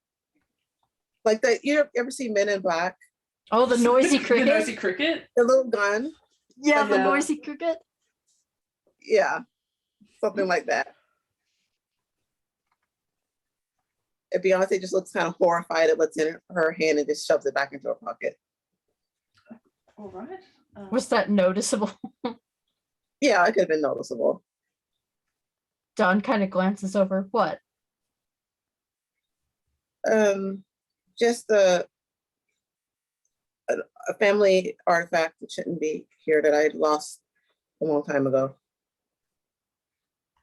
Emily asked. Well, I shan't push. I don't suppose. I don't suppose it was a pocket watch.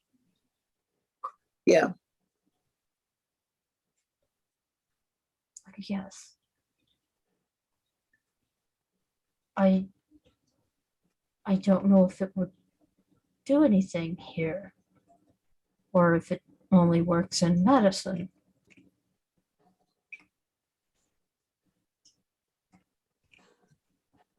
You said you'd been in possession of it before? Yeah, when I was younger. Had you ever tried turning the hands on it? No, my dad said it was broke. I see.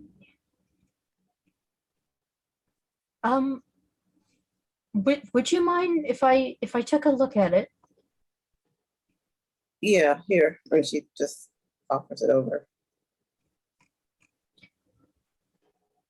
Does it look the same as when we left Sherry with it? No, it looks brand new. Oh, is it functioning? It's no. But it doesn't look broken, it's just not ticking. Just not We tick. should wind it then, right? Is there a place in the back for a watch key? Yes. Let me have a look. I'm sure I'll have something. And John will start. Would the screwdriver work? Yeah, the screwdriver could work. Okay. Just to be cautious and not go back too far, Don is going to wind the minute hand back just 1 minute. Okay, nothing happens. Nothing happens with 1 minute. Okay. Huh. Well,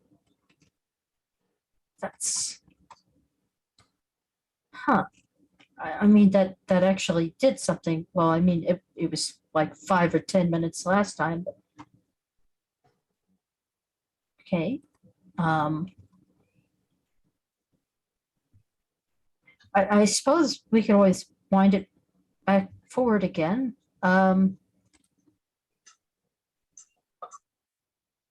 Oh, do I need to do like an education or tech engineering role or something on? So just go ahead and try it again. All right, gonna wind it back again. Nothing. Nothing. Huh. Well, maybe it only works in Madison. Or maybe Madison is going back in time right now. wait, the damper. Should we step outside of the flat and try again?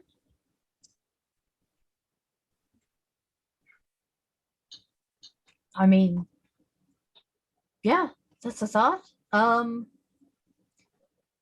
Don kind of hands the damper back to Mark. Do not let anything happen to this, please.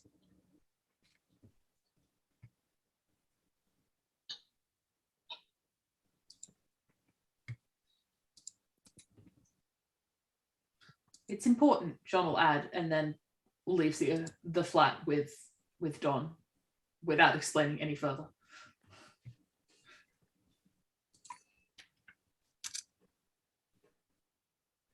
So do you all step outside? Beyonce's grab before they step out.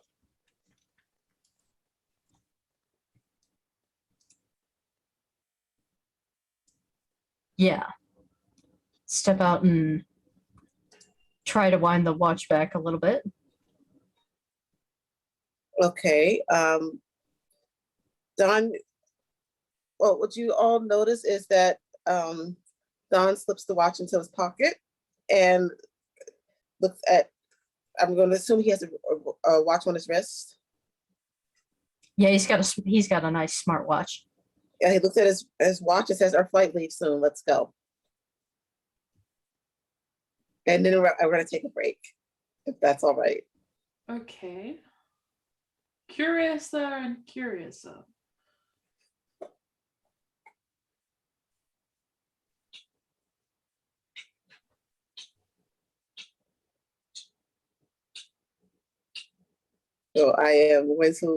we're going to take a break now with Don deciding we all really need to get to the airport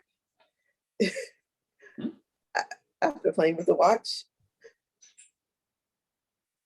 And when we get back, we'll see what happens.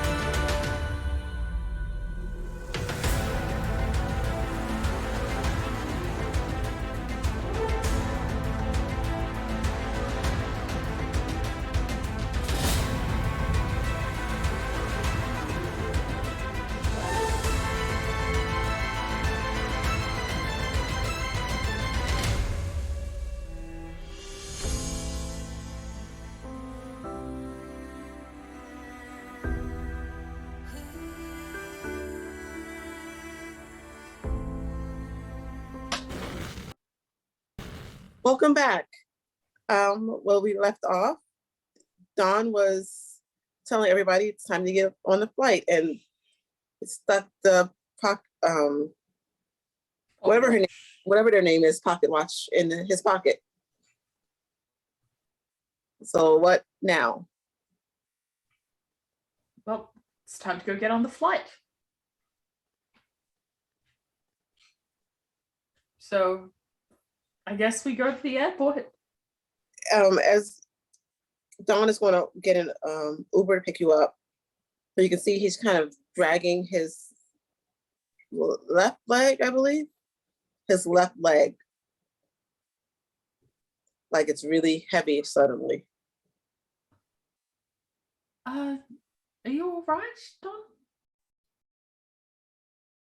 Yes, And John will kind of tap his own prosthetic and go like, is it giving you trouble? just a little heavy. Let's go to the flight. Right. I'd like a gut feeling check, please. Yes, I please. think something's wrong with Dawn.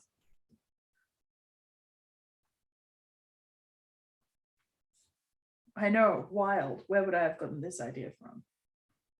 23.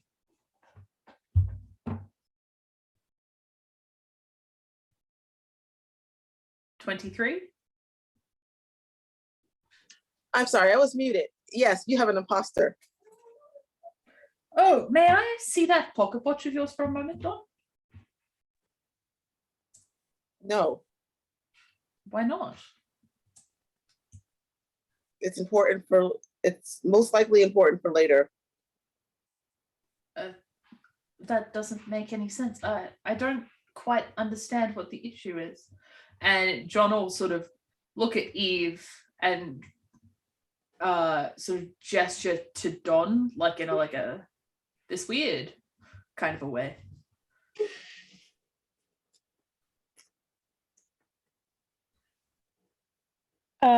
Eve takes a second to really catch on to anything, but just kind of gives John a little bit of a nod.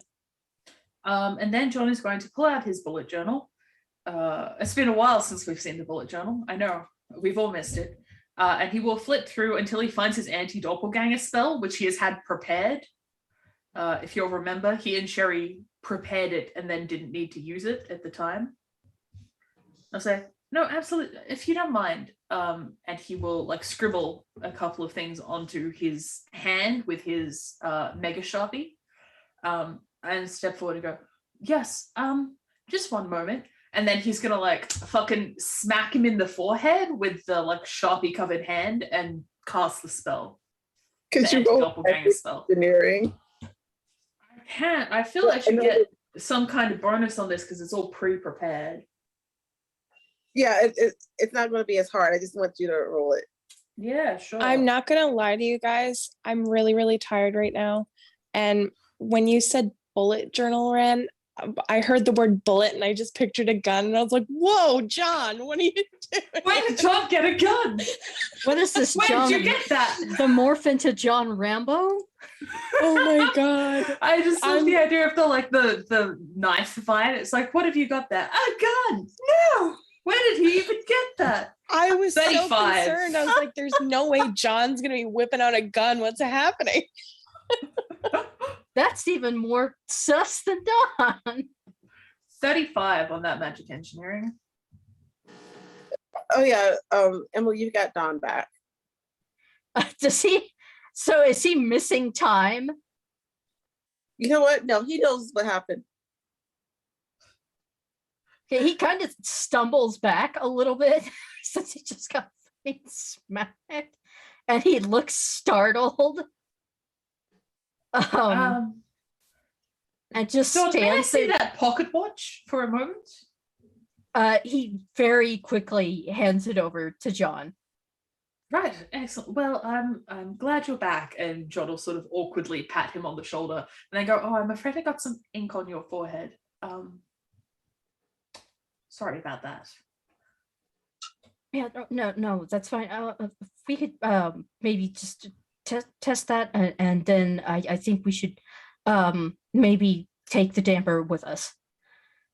Right. After we test that, take the damper with us. Yes. If I may have the screwdriver, and I'll just give it a bit Right. of a whirl. And he goes ahead and hands it over. And I'll crank the watch back 5 minutes. Okay.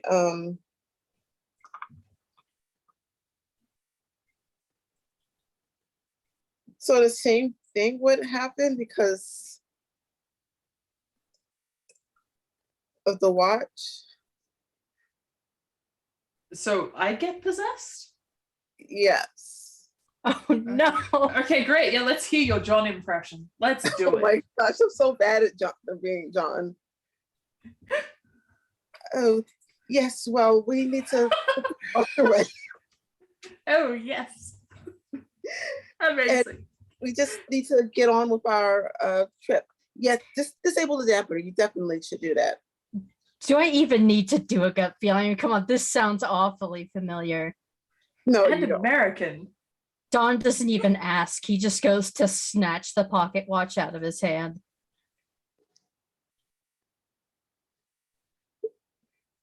You have to. There's nobody else that can do magic, is there? No, but if we get the damper around him. You know, I think we should go back inside. I think we should go back inside the No, flat. we should get into our vehicle. To get No, to the we should go. No. And he What? looks. Don looks to Eve. We should. I think all three of us should go back into the flat right now. Eve is like, I think I forgot my cell phone in there, and I need to get that before we leave, Yeah, because but there's no way that I can leave without it. That's So very important. We wouldn't want to leave that behind, wouldn't we? I mean, that would be terrible, wouldn't it? Well, I'll just wait out here. I don't want them to leave us. well, you see, I don't really feel comfortable going back into your place without you. So maybe if you could just walk up with us. It seems kind of rude, you know? And Don will kind of put a hand on John's back and start trying to kind of lead him back into the flat. Okay, I will say that can work. And then I just remembered that the marking is on his hand, right? Yeah. So if you want to resist, roll a magic engineering. Me? Yes. Okay, let's roll a magic engineering. Boom boom. 24. Yeah, you're able to get control of yourself again. So John then smacks himself in the face. Looks rather startled. He goes, "Oh, I'm going to say we don't touch the pocket watch anymore," and he'll slide it into his hoodie pocket. That was my watch. I think it's just the fact that we have it on us. You have a little ink. Here he definitely does not get it. Is it here? Definitely, like he's just very bad at this. Let's get. He's the just gonna damper. walk around with ink all over his face. No, Yeah. Eve is going to motion for John to come here. Yeah, absolutely. He does, like, the little kid like lean down so his parents can get to. She's going to Eve does not know John enough to do the grandma lick her thumb and I was get gonna it. say, do you dad thumb me? Do you? No. She's gonna take John's hand, put all of his fingers down except for one, and then specifically put his finger on exactly where the ink stain is. We have confirmed that pocket watch works, so Dalton is going to get the damper and just use some water while he's in the flat to take You're care not- of them. So you're going to leave Mark unprotected. Oh God, can I roll a gut feeling on whether Hmm. some bad shit's gonna happen? I don't think we need to take the dampener with us, John will say. I f- I travel all the time. I've never run into any issue with the smells. Well, I think leaving it here as a safe location to return to might be a smarter move. I think fiddling with the watch is what drew up the possession rather than being outside of the protections. I think so too. That watch was given to me, and I've had a little bit of trouble with the whole possession. Ever noticed? Yes. So I think that perhaps we put the watch in a lead-lined box. Let me just grab one. And John will run upstairs as if this is a completely normal thing that everyone owns. Emily, what did you get when you rolled? 50. Yeah, so John thinks his idea was the best. It looks like he got overruled though. Oh well. Not first time today. Beyonce looks a little disturbed that, he had a possession watch. Yeah, Dawn looks a little disturbed that he just got possessed because of the watch. Yeah. Is his leg okay now at least? It's a little off. Kind of a little stiff, I'm imagining. Yeah. Probably. Yeah, great. Something's a little different about it. He just can't quite figure it out yet, unless he wants to try to. But I don't know. You might want to be careful with your dice with the way Roll20 is treating you. God, be tech engineering, right? Yeah. I get to add a career bonus to that. So that's another 5 points, which would make it a 31. Oh yeah. Oh. I knew you could do it. So yeah, your leg's got some kind of magic in it now, from whatever possessed you. That's bizarre. If I put the sunglasses on and look at it, can I see anything? Yeah.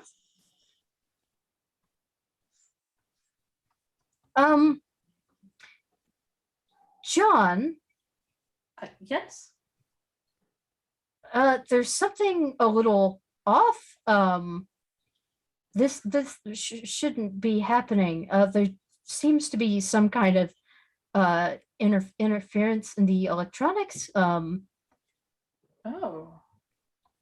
And it seems to be interference in your wheelhouse. Oh. Well, let me take a look. And John will get out his bullet journal once more. And Don kind of hesitates because he has not, he's not, raised the hem of a pant leg or anything. He's just looking with the glasses. Magic engineering. I can't add any professions to this. That's a 32. Okay. You can definitely tell that where it was just like normal before, it's got basically it's got some of the whatever magic makes Madison run in it. Oh, well, it looks rather bad, I'll be honest.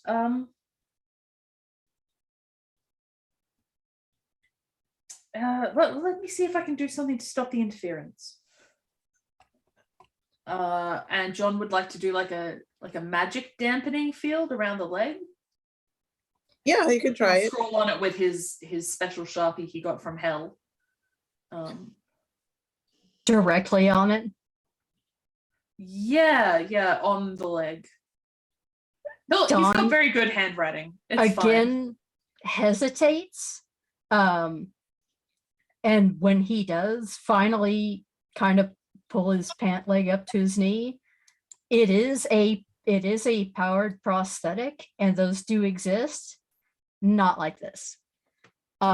Super fancy sci-fi. It is, yeah. This is way more advanced than anything that should exist. Like, it is obviously way more advanced than anything that should exist or be available.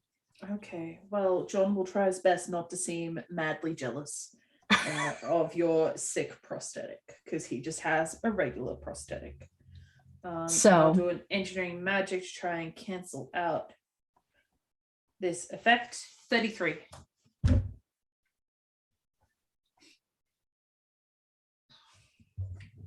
Does it work? Kind of, mostly.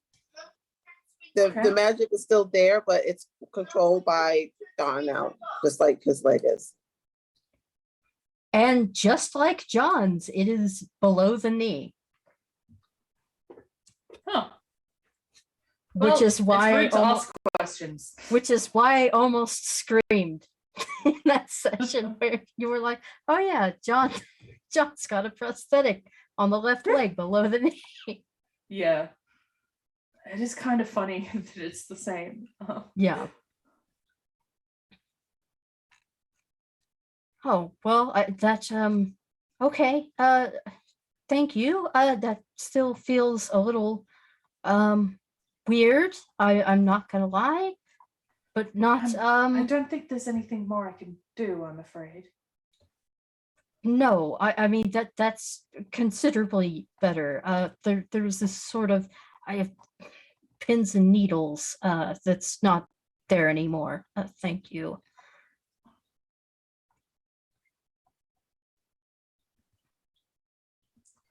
Well, whatever I can do to help. And John will stand up. And Don, like as quickly as he possibly can, like pulls his family back down.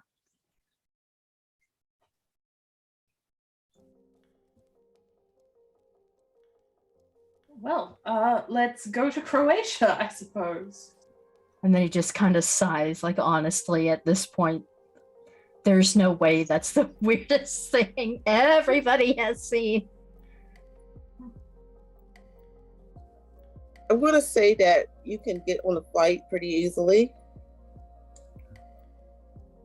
We're just going to ignore all the paperwork stuff that has to be done. Yeah. To say that all goes really, really smoothly, but for a moment on the flight, you think you see D, but you don't. John watches a movie.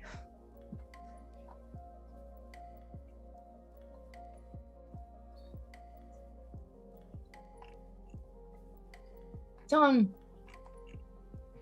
wanted to sleep, but then had that weird dream, but then winds up falling asleep anyway. He's very tired. Every time that he would try to fall asleep, he would just have that dream again.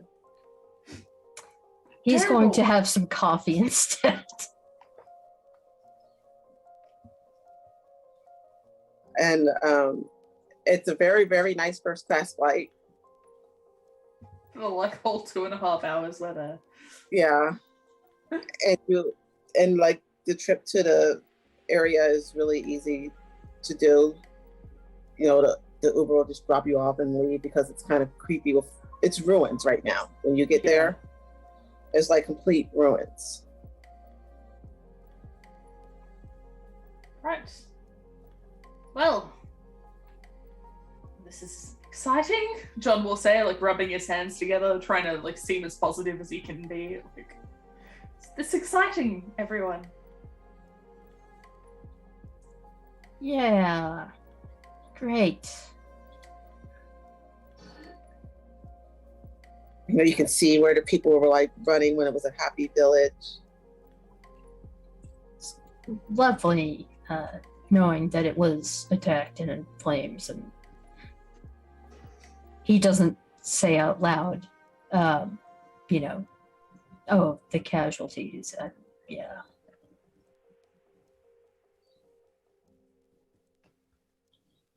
Right. Wow. John, your ghost waitress disappears.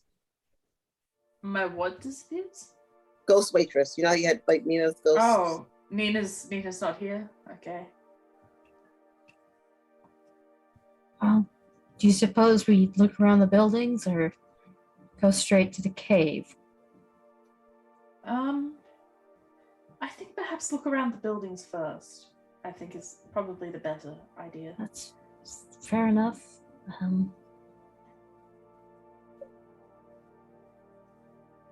mean, fairly small village.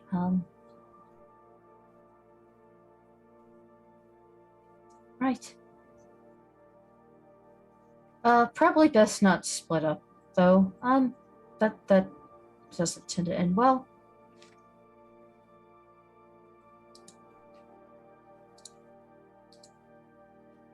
So as you go to as you get to the village, the actual ruins of the village, and walk through it, occasionally you do see like a building look like it's back to normal, or somebody seems to walk by.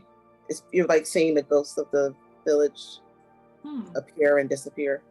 Dawn does we at least at tell- one point look through the glasses at the village. Oh, yeah, that's a good idea. Yeah, that's not it looks really terrible. Full of ghosts and remnants from the Smurfs being evil. Yeah, he kind of does a once-over. Kind of makes himself do a once-over, and then once he has kind of taken a full look around to see if he sees anything of import, he quickly takes them off again, puts them away.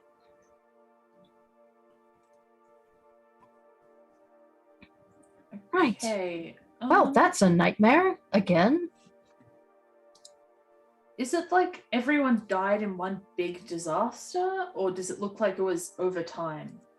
No, this was one big thing. It was that attack that you had in your dream that destroyed the town. Right.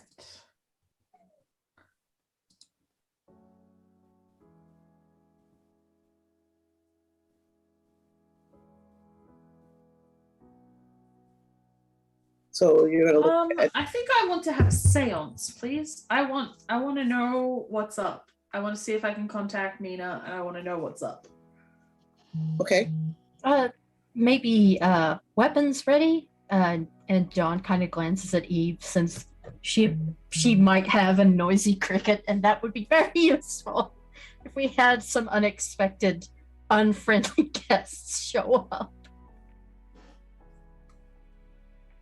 All right, so it's a 32 on magic to try and I want like what happened here? Like why is it like why did it happen? Do the people who died here know why they were attacked? You do get a Nina ghost, a younger one, and she explains that they were having their yearly festival, and the people that attacked, they had all been hiding from because they were after them just because they all had some kind of ability or something. Okay, And so it's like an X-Men situation. Yeah, and they attacked it, and it was just, this really horrible thing. But some people did escape, and that basically, the area where they were hiding was an important area, and now Why was it important? Because it has magic. I don't want to say magic metal, but like magic stones in the mountains. The cave is magic. It's been there forever. Okay. There's Did they know art- what the monster in the cave was? a minotaur, A minotaur again? Okay. and all Yeah, the John will relay all of this as it's happening. and like a lot of there's ancient artifacts buried there too. Artifacts from Just what? like just all different kinds of cultures in that European area. This Okay. place is really old. It's really, really old, and it's got a lot of ties to different things. Okay.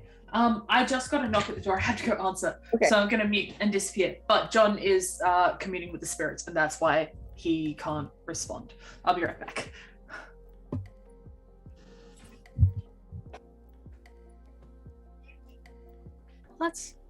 That's quite odd. Abilities. And this place. seemed like it. I mean, if the shared dream is something to go by, seemed like it had people kind of from all sorts of different places. Yes. Interesting. And I am assuming, given what's at play, different times as well. Yeah. Oh.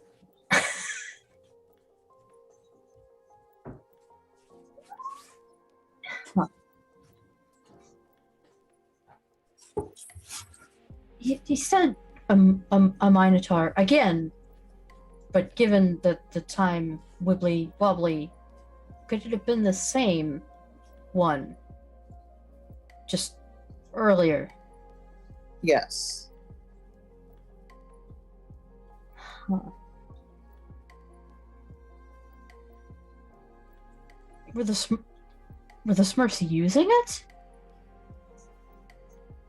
I can't tell you if they were using it, but they were. Yeah, they were. They were kind of.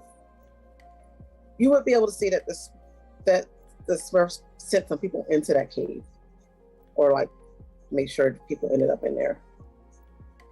So kind of like a matter of convenience. We know this thing is here. And, well, if we send people in there, they conveniently will not come back. Yeah. Well, isn't that delightful? But that tracks from what I understand so far.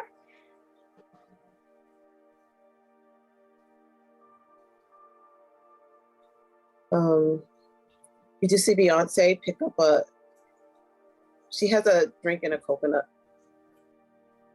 and they take a sip of it. Where did you find that? I don't know. There was a cart right there. Is it still there? Yeah.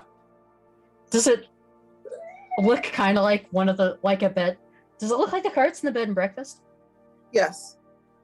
Oh my god. Does it look like it literally like just appeared there? It did. Fresh food, fresh drinks. Yes. Don kind of hesitates for a second. D? Like he's not expecting anything, but he's not sure either. There. Let me think of what something small. I would say the cart moves a little bit, but not much.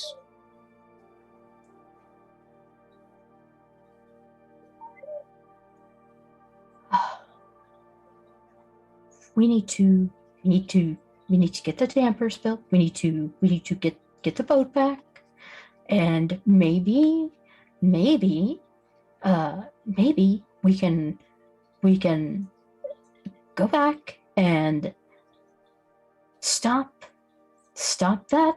that piece of shit from hitting D in the first place. We can fix that. She can help us fix this mess. Maybe we can find Janie and get this sorted. This is a mess. Right, I've snapped out of my seance. What did I miss? It appears it seems that as a matter of convenience, it seems that the Minotaur in the cave is in fact the same as the one that was in Madison, and its presence was a convenient means of disposal. Wait, how did it get from here to Madison then? It's not like you could take a plane. Yes, well, I mean, we managed to get it into New Orleans and into a vacuum testing chamber Wasn't that using the time boat though? That wouldn't have existed.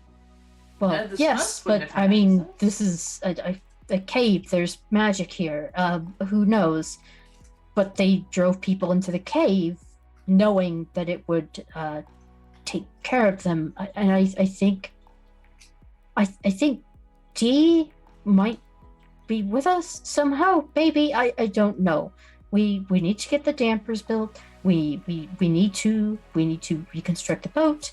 I was just saying maybe with the boat we can keep Dee from getting hit by that car. She won't get killed. Maybe we can get a hold of Janie. We can fix this mess. Right. We can fix this mess. I got possessed. Oh my, oh. Like this is just now actually sinking in. John will pat Don on the shoulder and go, "Yes, it is quite difficult the first time. There. I'd rather it not happen ever again. So perhaps we should investigate that cave. Right. That does seem to be where all of the clues are leading us." And Don kind of gestures to the food and drink cart from the bed and breakfast that has just appeared. Ah! What? Yeah, Beyonce's having a drink out of a coconut from the cart. It's good too. It's late autumn. Okay. Well, They're good drinks. yes, but is now really the time? We're on the run from a time-traveling extra-governmental organization that wants to capture us all and put us in an extra-dimensional prison. Honestly, from what we on have the seen run so for our far, lives. I think they would rather just kill us. This is now really the time for a pina colada? They were here. They were free. Yes. And I am having a little trouble dealing with all of Yeah. it. You know, I can sympathize. Well, I'm going to go have a look at the cave, and John will begin to very ungainly baby deer walk his way down the slope towards the cave. That sounds like a good idea. If you still have that gun, just in case. She takes it out of her pocket. I hope that thing does indeed have as much bang for the buck as it were as pop culture would suggest. Dawn kind of goes to kind of help stabilize John. Yeah, not all of us can have fancy feet, Don. Some of us have to work with regular prosthetics and the hand-eye coordination of a man who lives in a library. And Dawn, your leg suddenly, like, as you've been there, it just feels better. It feels not normal, but Dawn's does. yeah, like he's got better control of it. It's still different, but it's upgraded. Which he has noticed, and he does have this look on his. He kind of narrows his eyes a little bit. That's very odd, huh?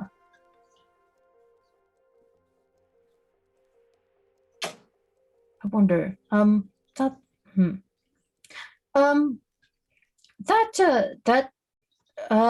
That spell you used, that magic you used, that wasn't meant to augment anything, was it?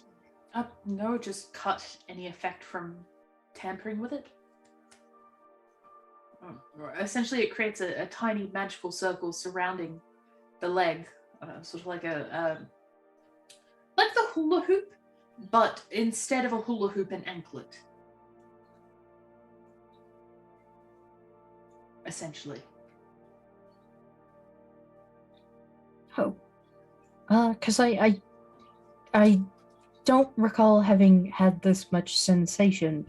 I mean, considerably better than the one before, but not this much. I don't. It seems to be functioning better now.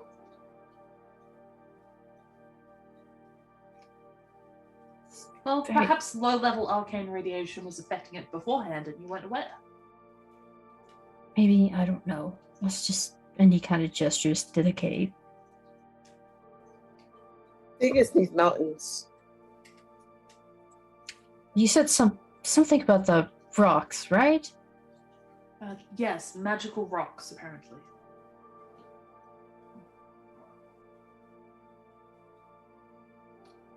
Have I heard any, like, folklore or fairy tales or anything about this place before? You know what? Can I do an education? Yes. My favorite skill. 32. Do. Okay. Yes, it seems to be where a lot of different, they found a lot of artifacts that seem to be linked to different mythologies. Like, in the mountains not too far, they found just maybe not fakes, but like replicas of things listed. It's there's been a lot of books, a lot of scrolls found.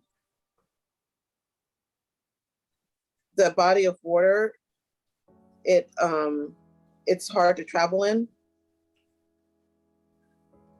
Okay. but it does link to one of this.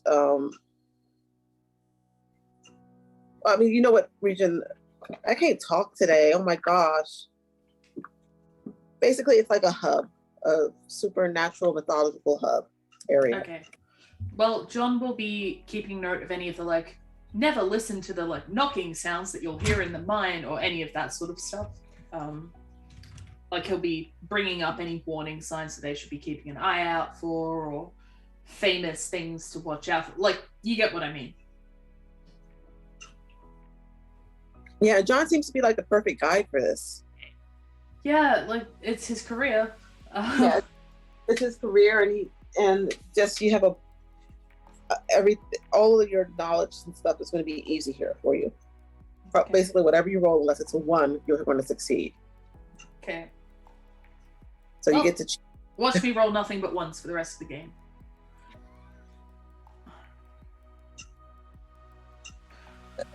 but as you get closer, you do feel it is a really evil cave that does probably go straight to hell, because it's one of the deepest caves on the planet.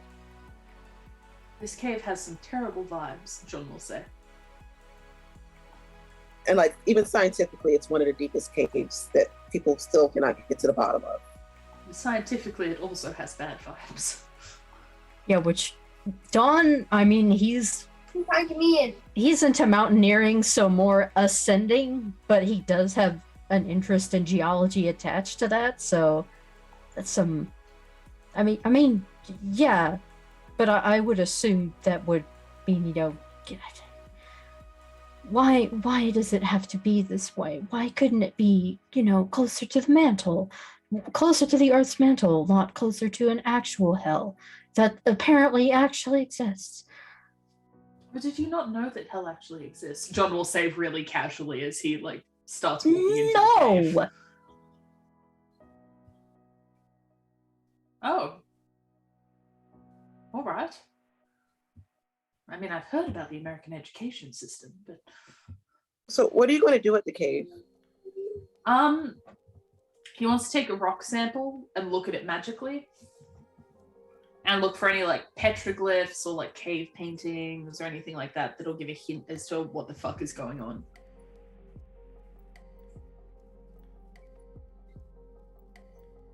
Okay, so I'm going to say that you find a trap door. Ah. Well, You see a lot of writing too, but there is a trapdoor. First he wants to copy down the writing. Okay. That'll be easy. And it's just telling the story of how this basically telling story how that cave does lead directly to the depths of hell, and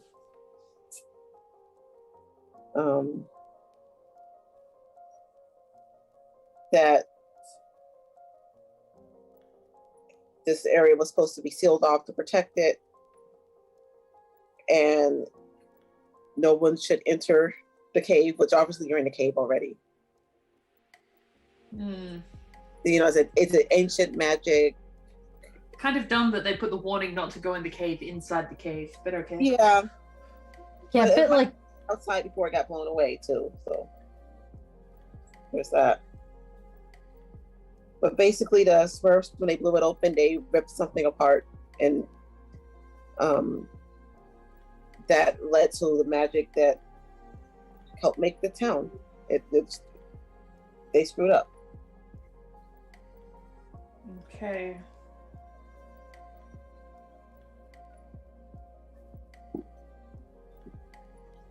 And there's the trapdoor.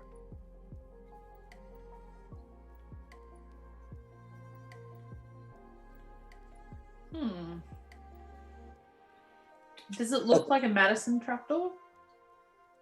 No. Okay. It's a really nice kind of. It's wooden. It's really nicely built. Looks like they went to the trapdoor store and bought one. The trapdoor store. I don't know. I know it well. It's brand new. It looks perfect. it has like a long Swedish name attached to it. Yeah. Trapjaw. No? Yes. While John was doing this, Dawn went over to sit kind of near Eve to inspect his leg and see if there was anything visually different about it. It glows a little differently. Well, that's odd. Like you can see circuits kind of glowing. Only if he removes a panel or like outwardly, because it Outwardly. didn't do that before. That's And you can see like the magic sigil that John drew, and that glows too. I didn't do that before. That's highly irregular. Well.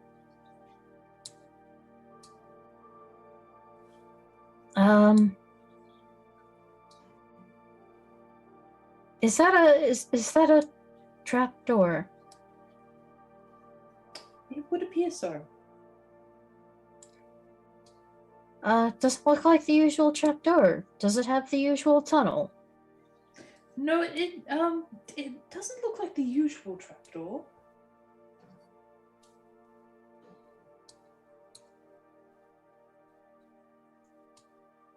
All right then. Well, I guess time to check and see if it's got the usual tunnel then. Or if You it's open it different. for like a hallway, like a modern hallway. So it doesn't look like any of. No, what it just we've seen before. it could be just a generic modern hallway. Well, that's different.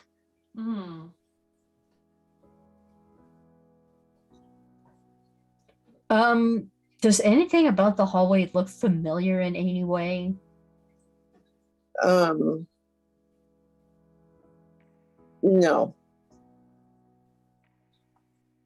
Okay.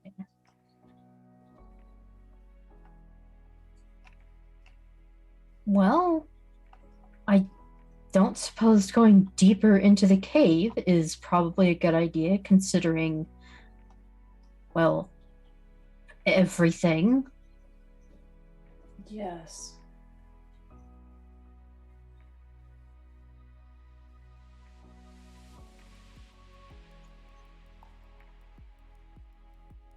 Right, well, I'm not sure what the next step is. But Beyonce's going to leave the cave in a rush. Where are you going? Basically, you led them to a cave to hell, and remember they can see ghosts and spirits. Yeah, that's true. Well, I suppose our next step is, do we head back to Madison for the boat? I honestly thought we would find more here. John, you're going to trip over a box. Okay. I'm sorry. I'm speeding it along because we need to wrap up. And the is just I'm just gonna say somebody mined some of the ore from the mountains, and there's like tools and stuff that you'll need to not just to finish the boat, but to make it to improve it. Okay. So you have magic power and tools and plant or notes, stuff to put in your bullet journal. Honestly, after the day he has had, Dawn almost looks like a kid in a candy store upon opening this box. He looks so relieved.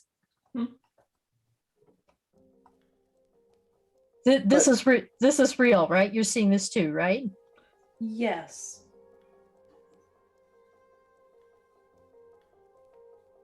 Although he does kind of look back towards the entrance of the cave because the whole he is concerned Beyonce just ran off. The whole splitting up thing usually doesn't end well. Beyonce, no, don't. They're right outside, and just kind of, you really need to get out of there because Beyonce will explain that they're saying lots of dead and evil things, and it's just really overwhelming. Right.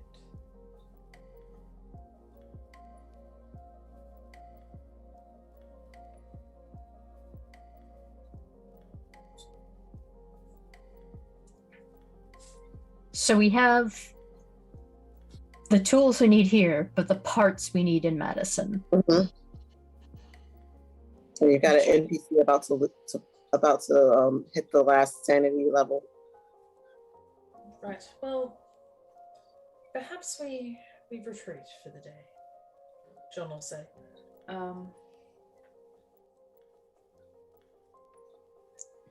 To where? I don't know. I don't. Don, I know I'm pretending that I know what I'm doing, but I really don't.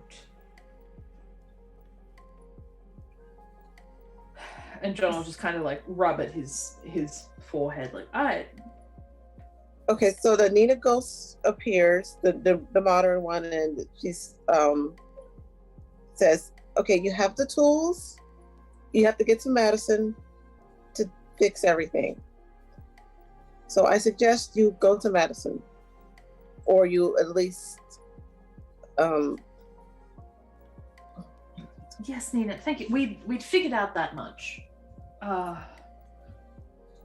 Yes, I understand. John's just gonna sit down for a second and be like, right, okay, so we need to get back to Madison, construct the boat, return here with the boat? What do we do once we have the boat?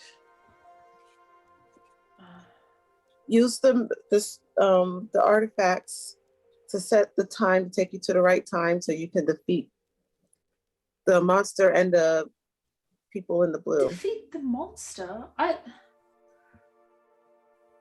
am a writer. I don't defeat things. We'll do what we can. Eve, are you prepared to defeat a monster? I mean, to be fair, last time there was a musician and it involved playing a song.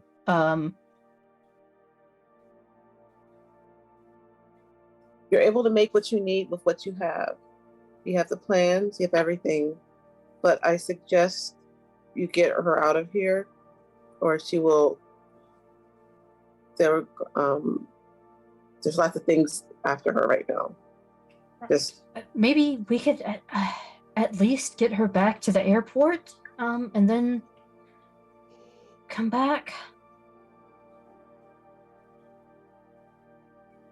Yes. It's No, not a you're right. horribly long way. No, you're correct. I'm sorry. As I said, last night disturbed me perhaps more than I wanted to admit. I'm Let's sorry you had to see that.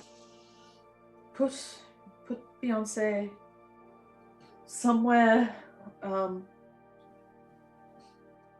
Yeah, I believe there's demons and monsters and ghosts all trying to use her to do what they want right now. Right. Hell, maybe even, and I know you might catch a little, well,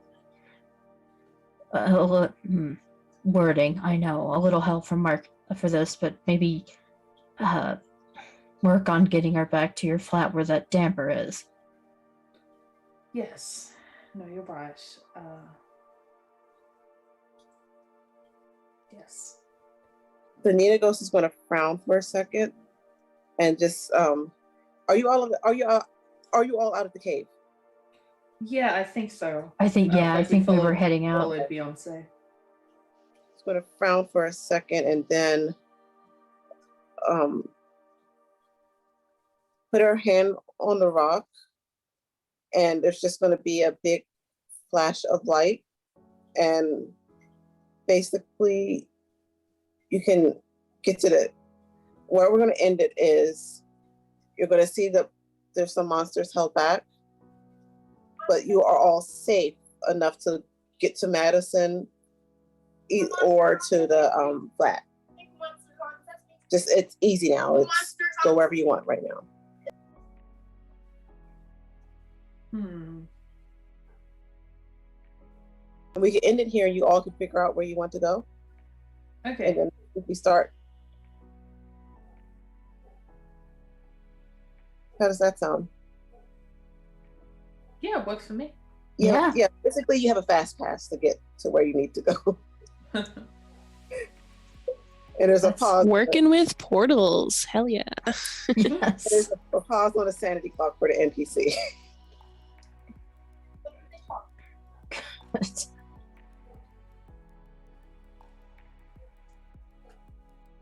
Oh my goodness. So, favorite part, where can we find you next? And the other stuff. Who wants to go first?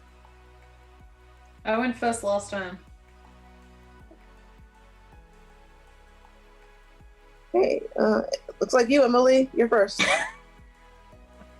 It's like when a teacher asks who wants to answer the question and everybody just keeps their hands down. You can't just do that, Nikki. You have to tell us what order we're going in here. Yeah, like who wants to volunteer? Okay. Nobody. Nobody wants to volunteer. I do like I had to stop myself from laughing when John successfully resisted the possession, and I'm like, he's gonna smack himself in the forehead. And that's exactly what happened. That was delightful. And then and again, I love John and I love Eve so much. The whole argument about isn't Smurfs impolite? Oh, but everybody at the office calls them that. Nobody likes them. Surely that's still impolite, though. That just means more people are being impolite. Even though, they're out putting people in interdimensional super prisons and murdering folks for having seen things.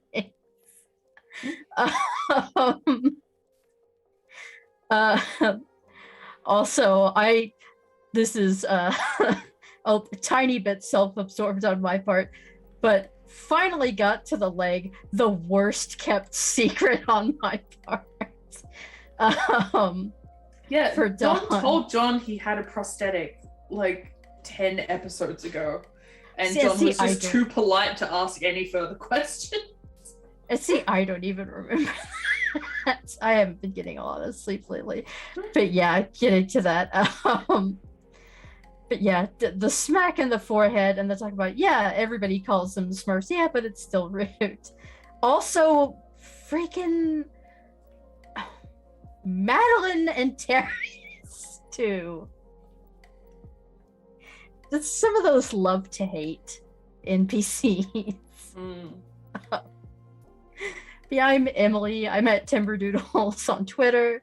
I'm a digital artist who finally, my brain decided to art again. I'm a digital artist. I complain a lot.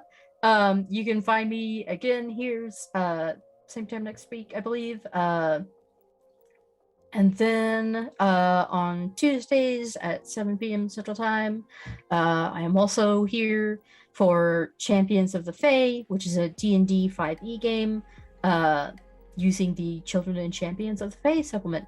I'm looking forward to next time.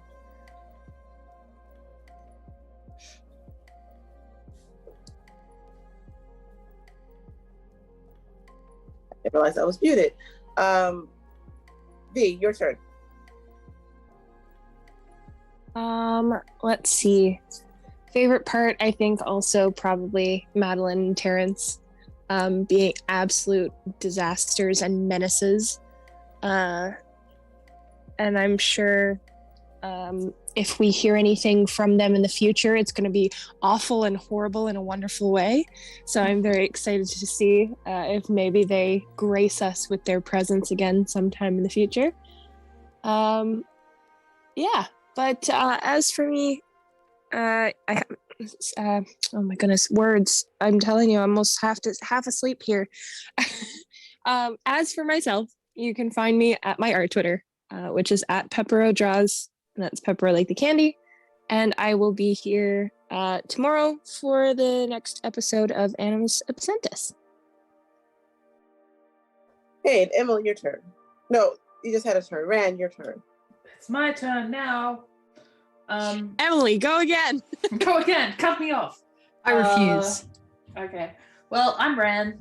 I'm on Twitter at Ran Plays Games, where I'm very inactive, but I am there. And when I talk about things, I mostly talk about fantasy world building and maps. At the moment, I am slowly posting descriptions of various fictional species from said fantasy world that I've been building for a while, in preparation for releasing a module for it in our very own FUNRPG. Favorite moment from the game is it mean if I say Nikki trying to do John's accent, because that was fucking hilarious. Other great moments I really liked. Don being like, please don't draw on my very fancy prosthetic leg. Like just a little flinch of like, oh god, he's gonna put Sharpie on my very fancy prosthetic leg. And yeah, Madeline and Terry are something. They sure are something. Every time we talk to Mark, the way that he interacts with Don and Eve is fucking hilarious to me. Because he's like a very angry chihuahua. He's like, he's not actually gonna hurt you, but by God, he's angry and you will know about it. Very fun. Yeah, those were probably my favorite moments this week. Where you can find me next? Here, next week, probably, because my other game is currently on a hiatus. Woo! Okay. And, oh, sorry. And I am JDPot7575 on Twitter, and Dennis Lickens. sorry. And my favorite part was I liked when you all were trying to figure out what to do. I know I shouldn't like that. You should have more direction, but it was just fun watching you all trying to figure it out. And I also liked everybody's reaction to Terrence and Madeline. They were fun to come up with. And that you're all have almost solved it, almost to the end. And I have a link to the next game I'm in on Sunday on Twitter, and I'll try to keep that updated. And in the meantime, have a great week, and I hope to see you all next week.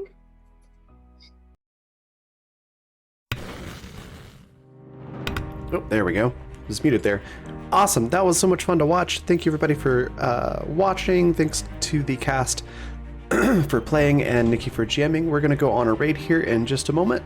Before we do, just a quick word on our sponsors once again, which I'm going to put into chat.